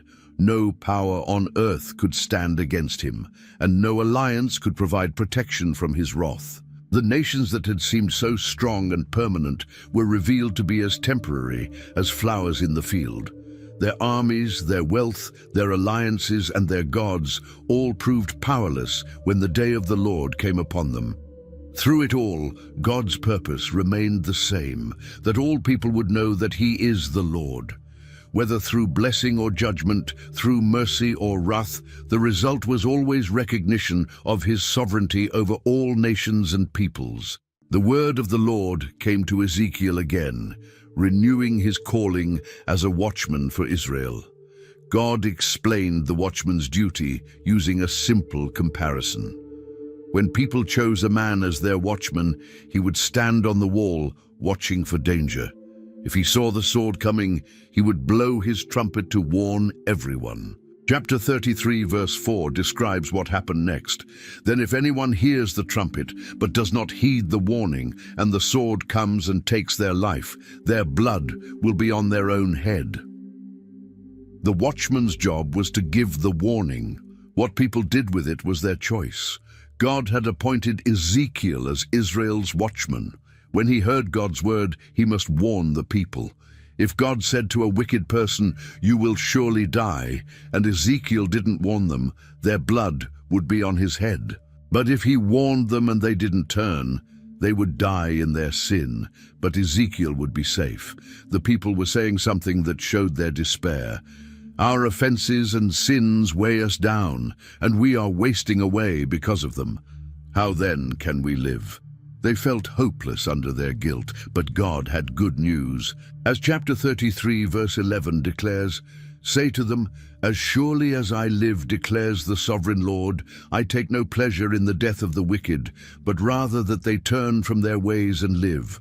Turn from your evil ways. Why will you die, people of Israel?"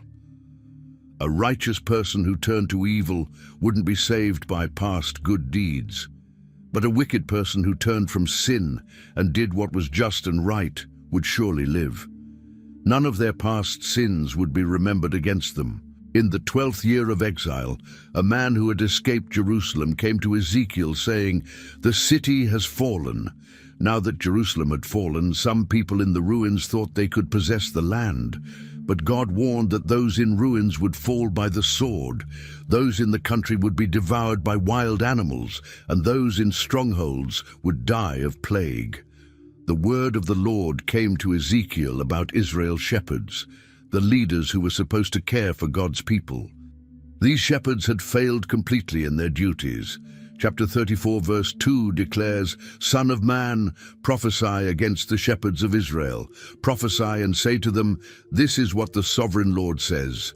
Woe to you, shepherds of Israel, who only take care of yourselves. Should not shepherds take care of the flock?" These leaders fed themselves instead of the flock. They ate the best food, wore fine clothes, and killed the choice animals, but didn't care for the sheep. They hadn't strengthened the weak, healed the sick, or brought back the lost. They ruled harshly and brutally. Because there was no real shepherd, the sheep scattered and became food for wild animals. They wandered over mountains and hills, scattered everywhere with no one looking for them. God was angry with these false shepherds. He would remove them from tending the flock and rescue his sheep from their mouths. Since human shepherds had failed, God himself would search for his sheep and care for them. He would bring them out from the nations and gather them from all countries. He would bring them to their own land and feed them on Israel's mountains. As chapter 34, verse 15 promises, "I myself will tend my sheep and have them lie down, declares the sovereign Lord." God would search for the lost, bring back the strays, bind up the injured, and strengthen the weak. But the fat and strong he would destroy, shepherding the flock with justice. He would place over them one shepherd, his servant David, who would tend them and be their shepherd. God would be their God, and David would be prince among them. The word of the Lord came to Ezekiel to prophesy against Mount Seir, where the Edomites lived. Edom was Israel's brother nation, but they had shown only hatred toward their relatives. Chapter 35, verse 3 declares God's judgment. "This is what the sovereign Lord says. I am against you, Mount Seir, and I will stretch out my hand against you and make you a desolate waste." Edom would become desolate because of their ancient hostility toward Israel. When Israel was in trouble, Edom had delivered them to the sword instead of helping. At Israel's time of calamity, Edom had joined their enemies. God would pursue Edom with bloodshed since they hadn't hated bloodshed. He would make Mount Seir desolate and cut off all who traveled through it. The mountains would be filled with the slain, and the towns would never be inhabited again. Edom had said the two nations and countries would be theirs to possess, even though the Lord was there. God had heard all their contemptuous words against Israel's mountains. As chapter 35, verse 14 announces, "This is what the sovereign Lord says, while the whole earth rejoices, I will make you desolate." Just as Edom rejoiced over Israel's desolation, God would make them desolate. Mount Seir and all Edom would become waste, and they would know that He is the Lord. After judging Mount Seir, God told Ezekiel to prophesy to Israel's mountains with a different message. While Edom would become desolate, Israel's mountains would be restored. The mountains had suffered greatly. Enemies had claimed the ancient heights belonged to them, but God had good news. Chapter 36, verse 8 promises, "But you, mountains of Israel, will produce branches and fruit for my people Israel, for they will soon come home." God would turn to the mountains. They would be plowed and sown, and people would live on them again, the whole house of Israel. Towns would be inhabited and ruins rebuilt. He would increase people and animals, and they would be fruitful. God wasn't doing this because Israel deserved it. They had defiled the land with their conduct, so He had scattered them among nations. Wherever they went, they brought shame to His name because people said, "These are the Lord's people," but they had to leave His land. Chapter 36, verse 22 explains His motivation. "Therefore say to the Israelites, this is what the sovereign Lord says. It is not for your sake, people of Israel, that I am going to do these things, but for the sake of my holy name, which you have profaned among the nations where you have gone." God would gather them from all countries and bring them to their own land. He would sprinkle clean water on them and cleanse them from all impurities and idols. The most beautiful promise comes in chapter 36, verse 26. "I will give you a new heart and put a new spirit in you. I will remove from you your heart of stone and give you a heart of flesh." God would put His Spirit in them and move them to follow His laws. The desolate land would become like Eden, and ruined cities would be fortified and inhabited. The hand of the Lord brought Ezekiel to a valley full of bones. God led him among them, and he saw very many bones that were very dry. God asked, "Son of man, can these bones live?" Ezekiel answered, "Sovereign Lord, you alone know." God told him to prophesy to the bones. Chapter 37, verse 4 records, "Prophesy to these bones and say to them, dry bones, hear the word of the Lord." God would make breath enter them, attach tendons, make flesh appear, cover them with skin, and put breath in them. As Ezekiel prophesied, there was rattling, and bones came together. Tendons and flesh appeared, and skin covered them, but there was no breath. Then God told him to prophesy to the breath from the four winds to breathe into them. When Ezekiel prophesied, breath entered them. They came to life and stood up, a vast army. God explained that these bones represented Israel, who said, "Our bones are dried up, and our hope is gone. We are cut off." Chapter 37, verse 14 contains God's promise. "I will put my spirit in you, and you will live, and I will settle you in your own land. Then you will know that I, the Lord, have spoken, and I have done it, declares the Lord." God told Ezekiel to take 2 sticks and write on them. On one he wrote, "Belonging to Judah and the Israelites associated with him." On the other, "Belonging to Joseph," that is, to Ephraim, and all the Israelites associated with him. The kingdom had been divided for centuries after Solomon's death. The northern kingdom of Israel and southern kingdom of Judah had often been enemies, fighting each other instead of standing together. Chapter 37, verse 17 instructs, "Join them together into one stick so that they will become one in your hand."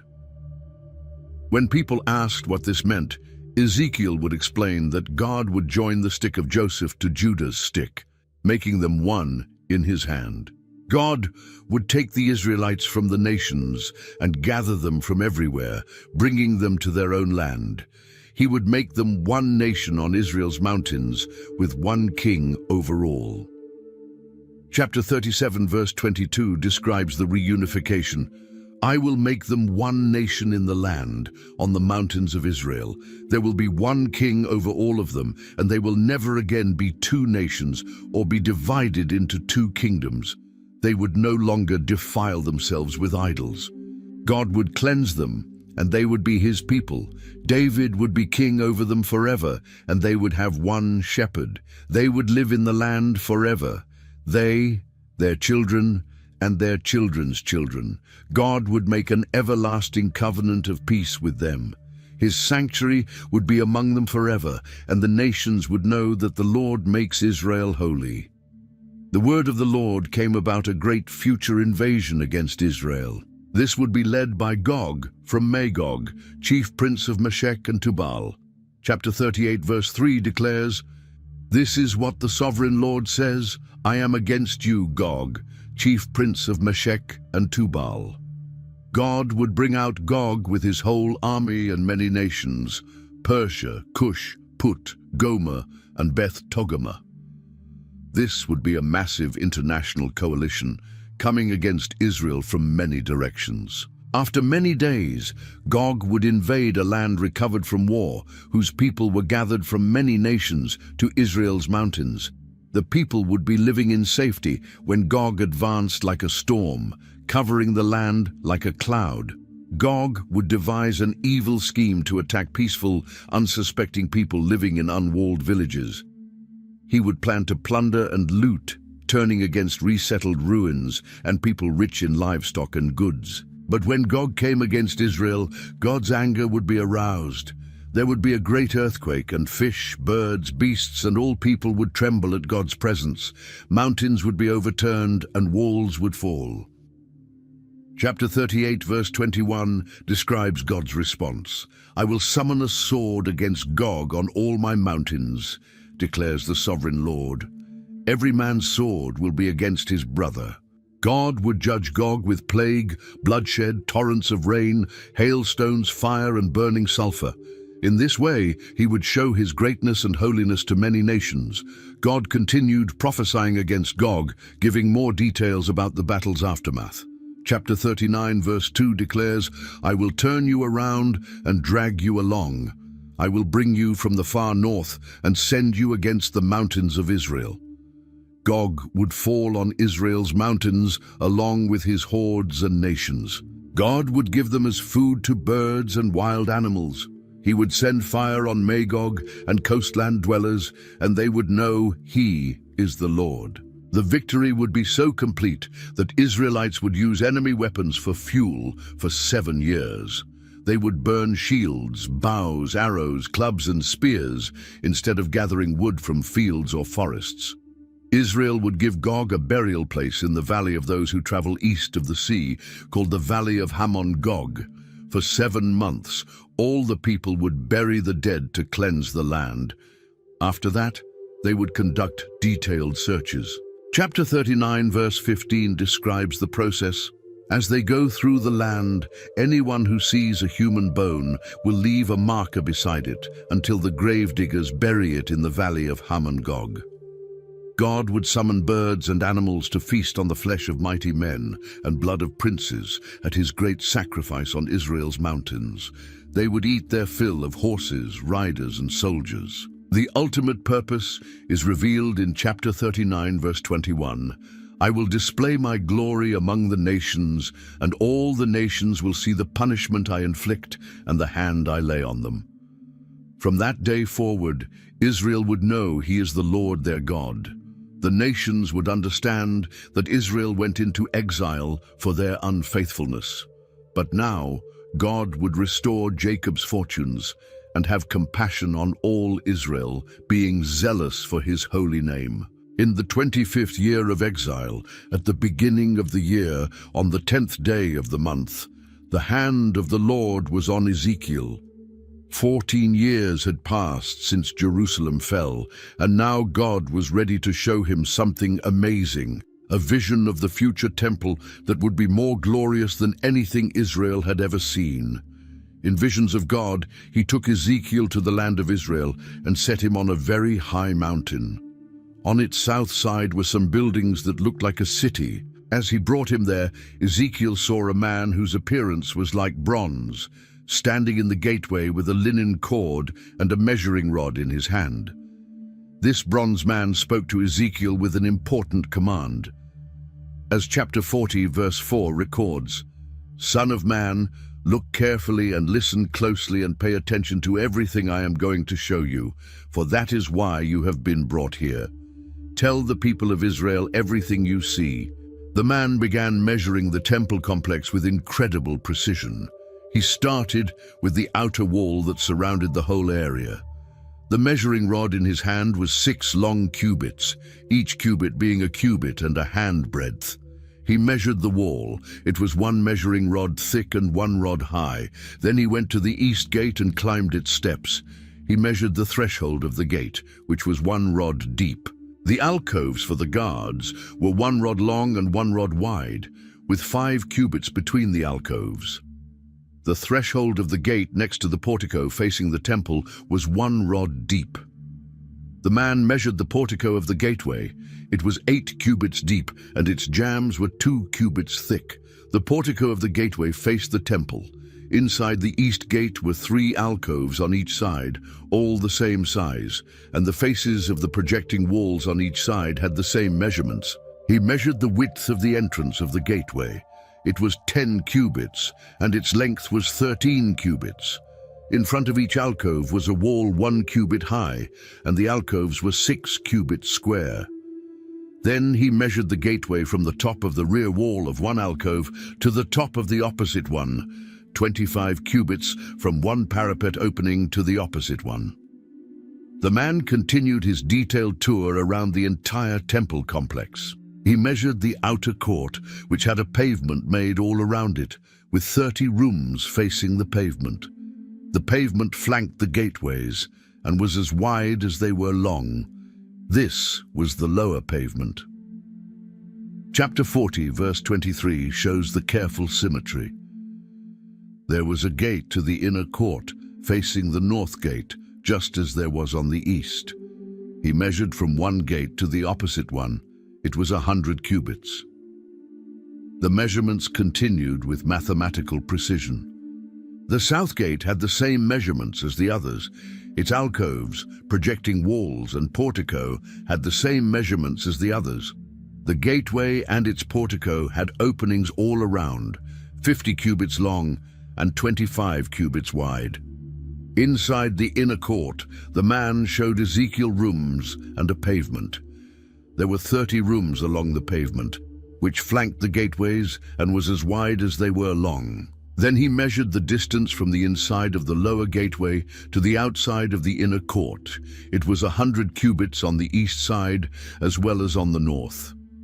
The man brought Ezekiel into the inner court through the south gate and measured the south gate. It had the same measurements as the others. Its alcoves, projecting walls, and portico had the same measurements as the others.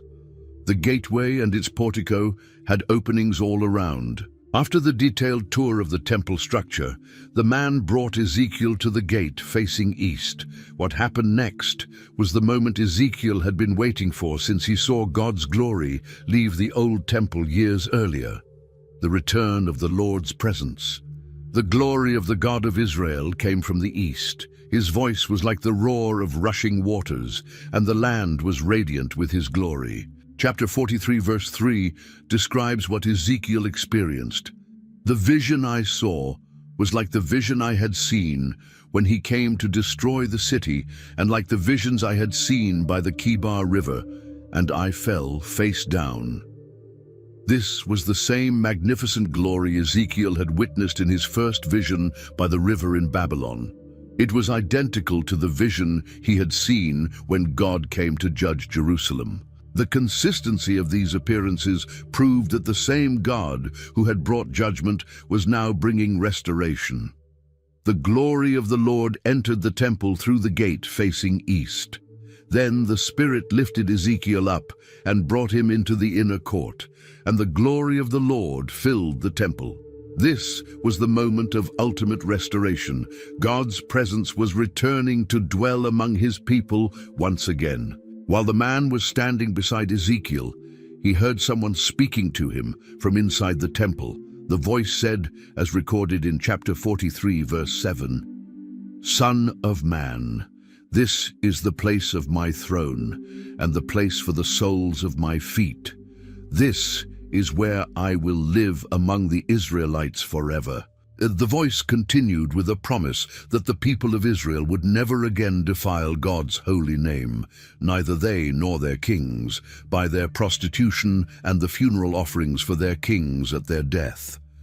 They had defiled his holy name by their detestable practices when they placed their threshold next to his threshold and their doorposts beside his doorposts, with only a wall between him and them. God had destroyed them in his anger because of their defilement, but now they would put away their prostitution and the funeral offerings for their kings far from him. Then he would live among them forever. God told Ezekiel to describe the temple to the people of Israel so they would be ashamed of their sins. Let them consider its perfection, and if they were ashamed of all they had done, then he should make known to them the design of the temple, its arrangement, its exits and entrances, its whole design, and all its regulations and laws. Chapter 43, verse 12 gives the fundamental principle. This is the law of the temple. All the surrounding area on top of the mountain will be most holy. Such is the law of the temple. The man then showed Ezekiel the altar and gave its measurements. The altar hearth was 4 cubits high, and 4 horns projected upward from the hearth. The altar hearth was square, 12 cubits long and 12 cubits wide. The upper ledge also was square, 14 cubits long and 14 cubits wide. All around the altar was a rim of half a cubit, with a gutter of a cubit all around. God gave specific instructions for consecrating the altar. For 7 days they were to make atonement for the altar and cleanse it. Thus they would dedicate it. At the end of these days, from the 8th day on, the priests were to present burnt offerings and fellowship offerings on the altar. Then God would accept them. The man brought Ezekiel back to the outer gate of the sanctuary, the one facing east, but it was shut. The Lord said to him that this gate was to remain shut and must not be opened. No one could enter through it because the Lord, the God of Israel, had entered through it. Therefore, it must remain shut. Only the prince himself could sit inside the gateway to eat in the presence of the Lord. He was to enter by way of the portico of the gateway and go out the same way. Then the man brought Ezekiel by way of the north gate to the front of the temple. As Ezekiel looked, he saw the glory of the Lord filling the temple of the Lord, and he fell face down. The Lord spoke to him with important instructions about who could serve in this holy place. Chapter 44, verse 6, contains God's message. Say to rebellious Israel, this is what the sovereign Lord says. Enough of your detestable practices, people of Israel. The people had brought foreigners uncircumcised in heart and flesh into God's sanctuary, desecrating his temple while they offered him food, fat, and blood. They had broken his covenant because of all their detestable practices. Instead of carrying out their duty in regard to his holy things, they had put others in charge of his sanctuary. God declared that no foreigner uncircumcised in heart and flesh was to enter his sanctuary, not even the foreigners who lived among the Israelites. The Levites who went far from him when Israel went astray, and who wandered from him after their idols, must bear the consequences of their sin. They could serve in his sanctuary, having charge of the gates of the temple and serving in it. They could slaughter the burnt offerings and sacrifices for the people and stand before the people and serve them. But because they served them in the presence of their idols and made the people of Israel fall into sin, God had sworn with uplifted hand that they must bear the consequences. They were not to come near to serve as priests or come near any of his holy things or most holy offerings. They must bear the shame of their detestable practices. But God would appoint them to guard the temple for all the work that was to be done in it. The priests, who were Levites and descendants of Zadok and who continued to carry out the duties of his sanctuary when the Israelites went astray from him, were to come near to minister before him. As chapter 44 verse 16 explains, "They alone are to enter my sanctuary. They alone are to come near my table to minister before me and serve me as guards." When they entered the gates of the inner court, they were to wear linen clothes. They must not wear any woolen garment while ministering at the gates of the inner court or inside the temple. They were to wear linen turbans on their heads and linen undergarments around their waists. They must not wear anything that makes them perspire. When they went out into the outer court, where the people were, they were to take off the clothes they had been ministering in and leave them in the sacred rooms and put on other clothes so that the people were not consecrated through contact with their garments. God gave Ezekiel detailed instructions about how the land would be divided when the Israelites returned and received their inheritance. This wasn't just about giving each tribe their territory. It was about creating a sacred geography with the temple at its center. When they divided the land by lot as an inheritance, they were to present to the Lord a portion of the land as a sacred district, 25,000 cubits long and 20,000 cubits wide. The entire area would be holy. Of this, a section 500 cubits square was to be for the sanctuary, with 50 cubits around it for open land. Chapter 45, verse 3 gives the measurements. In the sacred district, measure off a section 25,000 cubits long and 10,000 cubits wide. In it will be the sanctuary, the most holy place. This would be the sacred portion of the land for the priests who ministered in the sanctuary and who drew near to minister before the Lord. It would be a place for their houses as well as a holy place for the sanctuary. An area 25,000 cubits long and 10,000 cubits wide would belong to the Levites, who served in the temple as their possession for towns to live in. They were to give the city as its property an area 5,000 cubits wide and 25,000 cubits long, adjoining the sacred portion. It would belong to all Israel. The prince would have the land bordering each side of the area formed by the sacred district and the property of the city. It would extend westward from the west side and eastward from the east side, running lengthwise from the western to the eastern border parallel to one of the tribal portions. This land would be his possession in Israel, and God's princes would no longer oppress his people, but would allow the people of Israel to possess the land according to their tribes. God commanded the princes of Israel to stop their violence and oppression and do what was just and right. Chapter 45, verse 10 gives important regulations. You are to use accurate scales, an accurate ephah and an accurate bath. The ephah and the bath were to be the same size, the bath containing 1/10 of a homer and the ephah 1/10 of a homer. The homer was to be the standard measure. The shekel was to consist of 20 gerahs, and 20 shekels plus 25 shekels plus 15 shekels were to equal 1 mina. God also specified the special gifts the people were to give.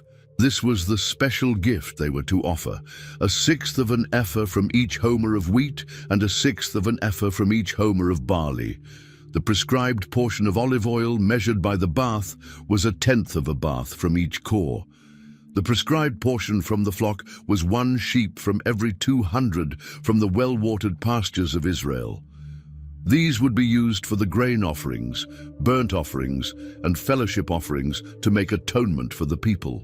God gave specific instructions about how worship would be conducted in the new temple, including the role of the prince and the schedule of festivals and offerings. The gate of the inner court, facing east, was to be shut on the 6 working days, but on the Sabbath day and on the day of the new moon, it was to be opened. The prince was to enter from the outside through the portico of the gateway and stand by the gatepost. The priests were to sacrifice his burnt offering and his fellowship offerings. He was to worship at the threshold of the gateway and then go out, but the gate would not be shut until evening.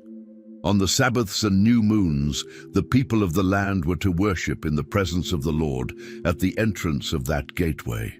Chapter 46, verse 4 specifies the prince's offerings.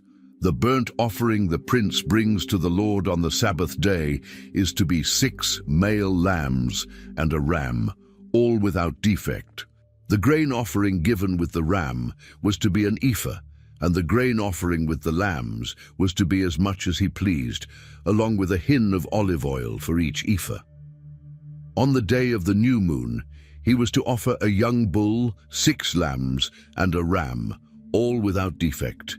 He was to provide as a grain offering 1 ephah with the bull, 1 ephah with the ram, and with the lambs as much as he wanted to give, along with a hin of oil with each ephah.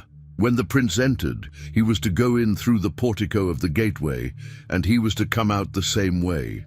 When the people of the land came before the Lord at the appointed festivals, whoever entered by the north gate to worship was to go out the south gate, and whoever entered by the south gate was to go out the north gate.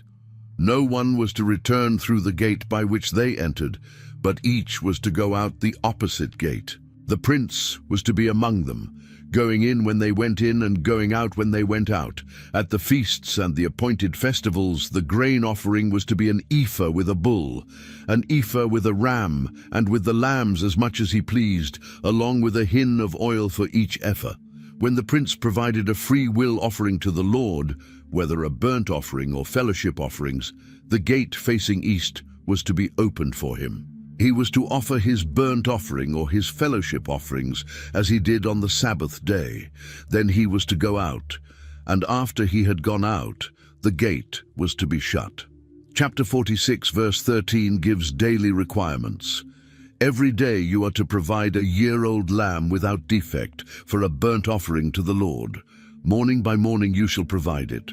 Date: you were also to provide with it morning by morning a grain offering, consisting of 1/6 of an ephah with 1/3 of a hin of oil to moisten the flour. The presenting of this grain offering to the Lord was a lasting ordinance. The man brought Ezekiel back to the entrance of the temple, and he saw water coming out from under the threshold of the temple toward the east, since the temple faced east. The water was coming down from under the south side of the temple, south of the altar. He then brought Ezekiel out through the north gate and led him around the outside to the outer gate facing east, and the water was trickling from the south side. As the man went eastward with a measuring line in his hand, he measured off 1,000 cubits, and then led him through water that was ankle deep. He measured off another 1,000 cubits and led him through water that was knee deep. He measured off another 1,000 and led him through water that was up to the waist. He measured off another 1,000, but now it was a river that he could not cross, because the water had risen and was deep enough to swim in. A river that no one could cross. Chapter 47, verse 8 reveals the river's destination. This water flows toward the eastern region and goes down into the Arabah, where it enters the Dead Sea. When it empties into the sea, the salty water there becomes fresh. Swarms of living creatures would live wherever the river flowed. There would be large numbers of fish because this water flowed there and made the salt water fresh. So where the river flowed, everything would live. Fishermen would stand along the shore. From Engedi to Eneglaim, there would be places for spreading nets. The fish would be of many kinds, like the fish of the Mediterranean Sea. But the swamps and marshes would not become fresh. They would be left for salt. Fruit trees of all kinds would grow on both banks of the river. Their leaves would not wither, nor would their fruit fail. Every month they would bear fruit, because the water from the sanctuary flowed to them. As chapter 47 verse 12 explains, their fruit will serve for food and their leaves for healing. God then gave the boundaries of the land that would be allotted as an inheritance to the 12 tribes of Israel, with 2 portions for Joseph. The northern boundary would run from the Mediterranean Sea by the Hethlon Road, past Lebo Hamath, to Zedad, Berothah, and Sabraim, then to Hazar Hattikon, which was on the border of Haran. The eastern boundary would run between Haran and Damascus, along the Jordan between Gilead and the land of Israel to the Dead Sea and as far as Tamar. The southern boundary would run from Tamar as far as the waters of Meribah Kadesh, then along the Wadi of Egypt to the Mediterranean Sea. The western boundary would be the Mediterranean Sea from the southern boundary to a point opposite Lebo Hamath. They were to distribute this land among themselves according to the tribes of Israel, and allot it as an inheritance for themselves and for the foreigners residing among them and who had children. These foreigners were to be considered as native-born Israelites. Along with the Israelites, they were to be allotted an inheritance among the tribes. God gave Ezekiel the specific allocation of land for each of the 12 tribes of Israel. This wasn't random. It was a careful arrangement that put the sacred district at the center and organized the tribes around it. These were the tribes, listed by name. At the northern frontier, Dan would have 1 portion along the Hethlon Road to Lebo Hamath. Hazar Enan and the northern border of Damascus, next to Hamath, would be part of its border from the east side to the west side. Asher would have 1 portion. It would border the territory of Dan from east to west. Naphtali would have 1 portion. It would border the territory of Asher from east to west. Manasseh would have 1 portion. It would border the territory of Naphtali from east to west. Ephraim would have 1 portion. It would border the territory of Manasseh from east to west. Reuben would have 1 portion. It would border the territory of Ephraim from east to west. Judah would have 1 portion. It would border the territory of Reuben from east to west. Chapter 48 verse 8 describes the central sacred district. Bordering the territory of Judah from east to west will be the portion you are to present as a special gift. It will be 25,000 cubits wide, and its length from east to west will be equal to one of the tribal portions. The sanctuary will be in the center of it. The special portion they were to offer to the Lord would be 25,000 cubits long and 10,000 cubits wide. This would be the sacred portion for the priests. It would be 25,000 cubits long on the north side, 10,000 cubits wide on the west side, 10,000 cubits wide on the east side, and 25,000 cubits long on the south side. In the center of it would be the sanctuary of the Lord. This would be for the consecrated priests, the Zadokites, who were faithful in serving him and did not go astray as the Levites did when the Israelites went astray. It would be a special gift to them from the sacred portion of the land, a most holy portion, bordering the territory of the Levites. Alongside the territory of the priests, the Levites would have an allotment 25,000 cubits long and 10,000 cubits wide. Its total length would be 25,000 cubits and its width 10,000 cubits. They must not sell or exchange any of it. This was the best of the land and must not pass into other hands because it was holy to the Lord. The remaining area, 5,000 cubits wide and 25,000 cubits long, would be for the common use of the city, for houses and for pasture land. The city would be in the center of it and would have these measurements: the north side 4,500 cubits, the south side 4,500 cubits, the east side 4,500 cubits, and the west side 4,500 cubits. The remaining tribes would have their portions south of the sacred district. Benjamin would have 1 portion. It would extend from the east side to the west side. Simeon would have 1 portion. It would border the territory of Benjamin from east to west. Issachar would have 1 portion. It would border the territory of Simeon from east to west. Zebulun would have one portion. It would border the territory of Issachar from east to west. Gad would have one portion. It would border the territory of Zebulun from east to west. The vision concluded with details about the holy city itself and its most important feature, the presence of God dwelling there forever. This city would be the center of worship and government for the restored nation. The city would be square, measuring 4,500 cubits on each side. Around the city would be pasture land extending 250 cubits in every direction. What remained of the area, bordering on the sacred portion and running the length of it, would be 10,000 cubits on the east side and 10,000 cubits on the west side. The produce from this land would supply food for the workers of the city. The workers from the city who farmed it would come from all the tribes of Israel. The entire portion would be a square, 25,000 cubits on each side. As a special gift, they would set aside the sacred portion along with the property of the city. What remained on both sides of the area, formed by the sacred portion and the property of the city, would belong to the prince. It would extend eastward from the 25,000 cubits of the sacred portion to the eastern border, and westward from the 25,000 cubits to the western border. The sacred portion with the temple sanctuary would be in the center of this area. So the property of the Levites and the property of the city would lie in the center of the area that belonged to the prince. The area belonging to the prince would lie between the border of Judah and the border of Benjamin. The city would have 12 gates, 3 on each side, named after the tribes of Israel. Chapter 48, verse 31, lists the north side gates. The gates of the city will be named after the tribes of Israel. The 3 gates on the north side will be the gate of Reuben, the gate of Judah, and the gate of Naphtali. On the east side, which would be 4,500 cubits long, would be 3 gates, the gate of Joseph, the gate of Benjamin, and the gate of Dan.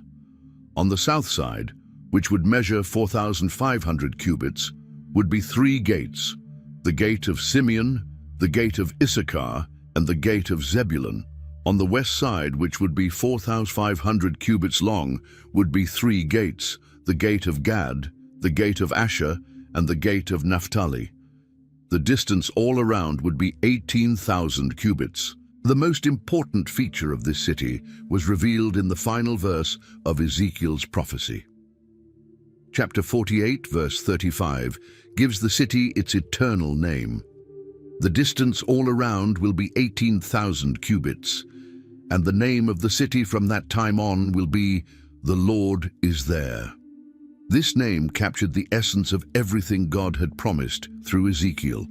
After all the judgment, exile, and restoration, the ultimate goal was achieved.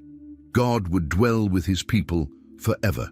The city's name would forever remind everyone that the Lord had returned to live among his people, never to leave them again.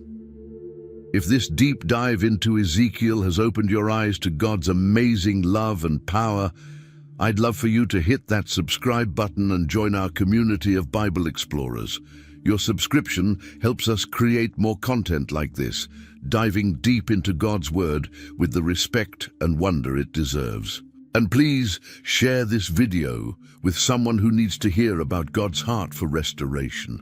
Whether they're going through their own valley of dry bones or just need to be reminded that our God specializes in bringing dead things back to life, Ezekiel's message is exactly what they need to hear.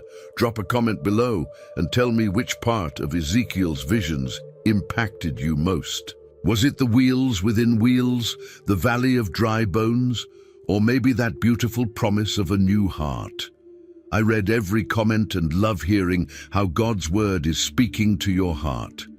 Thanks for joining me on this prophetic adventure. Until next time, remember, no matter what you're facing, the Lord is there.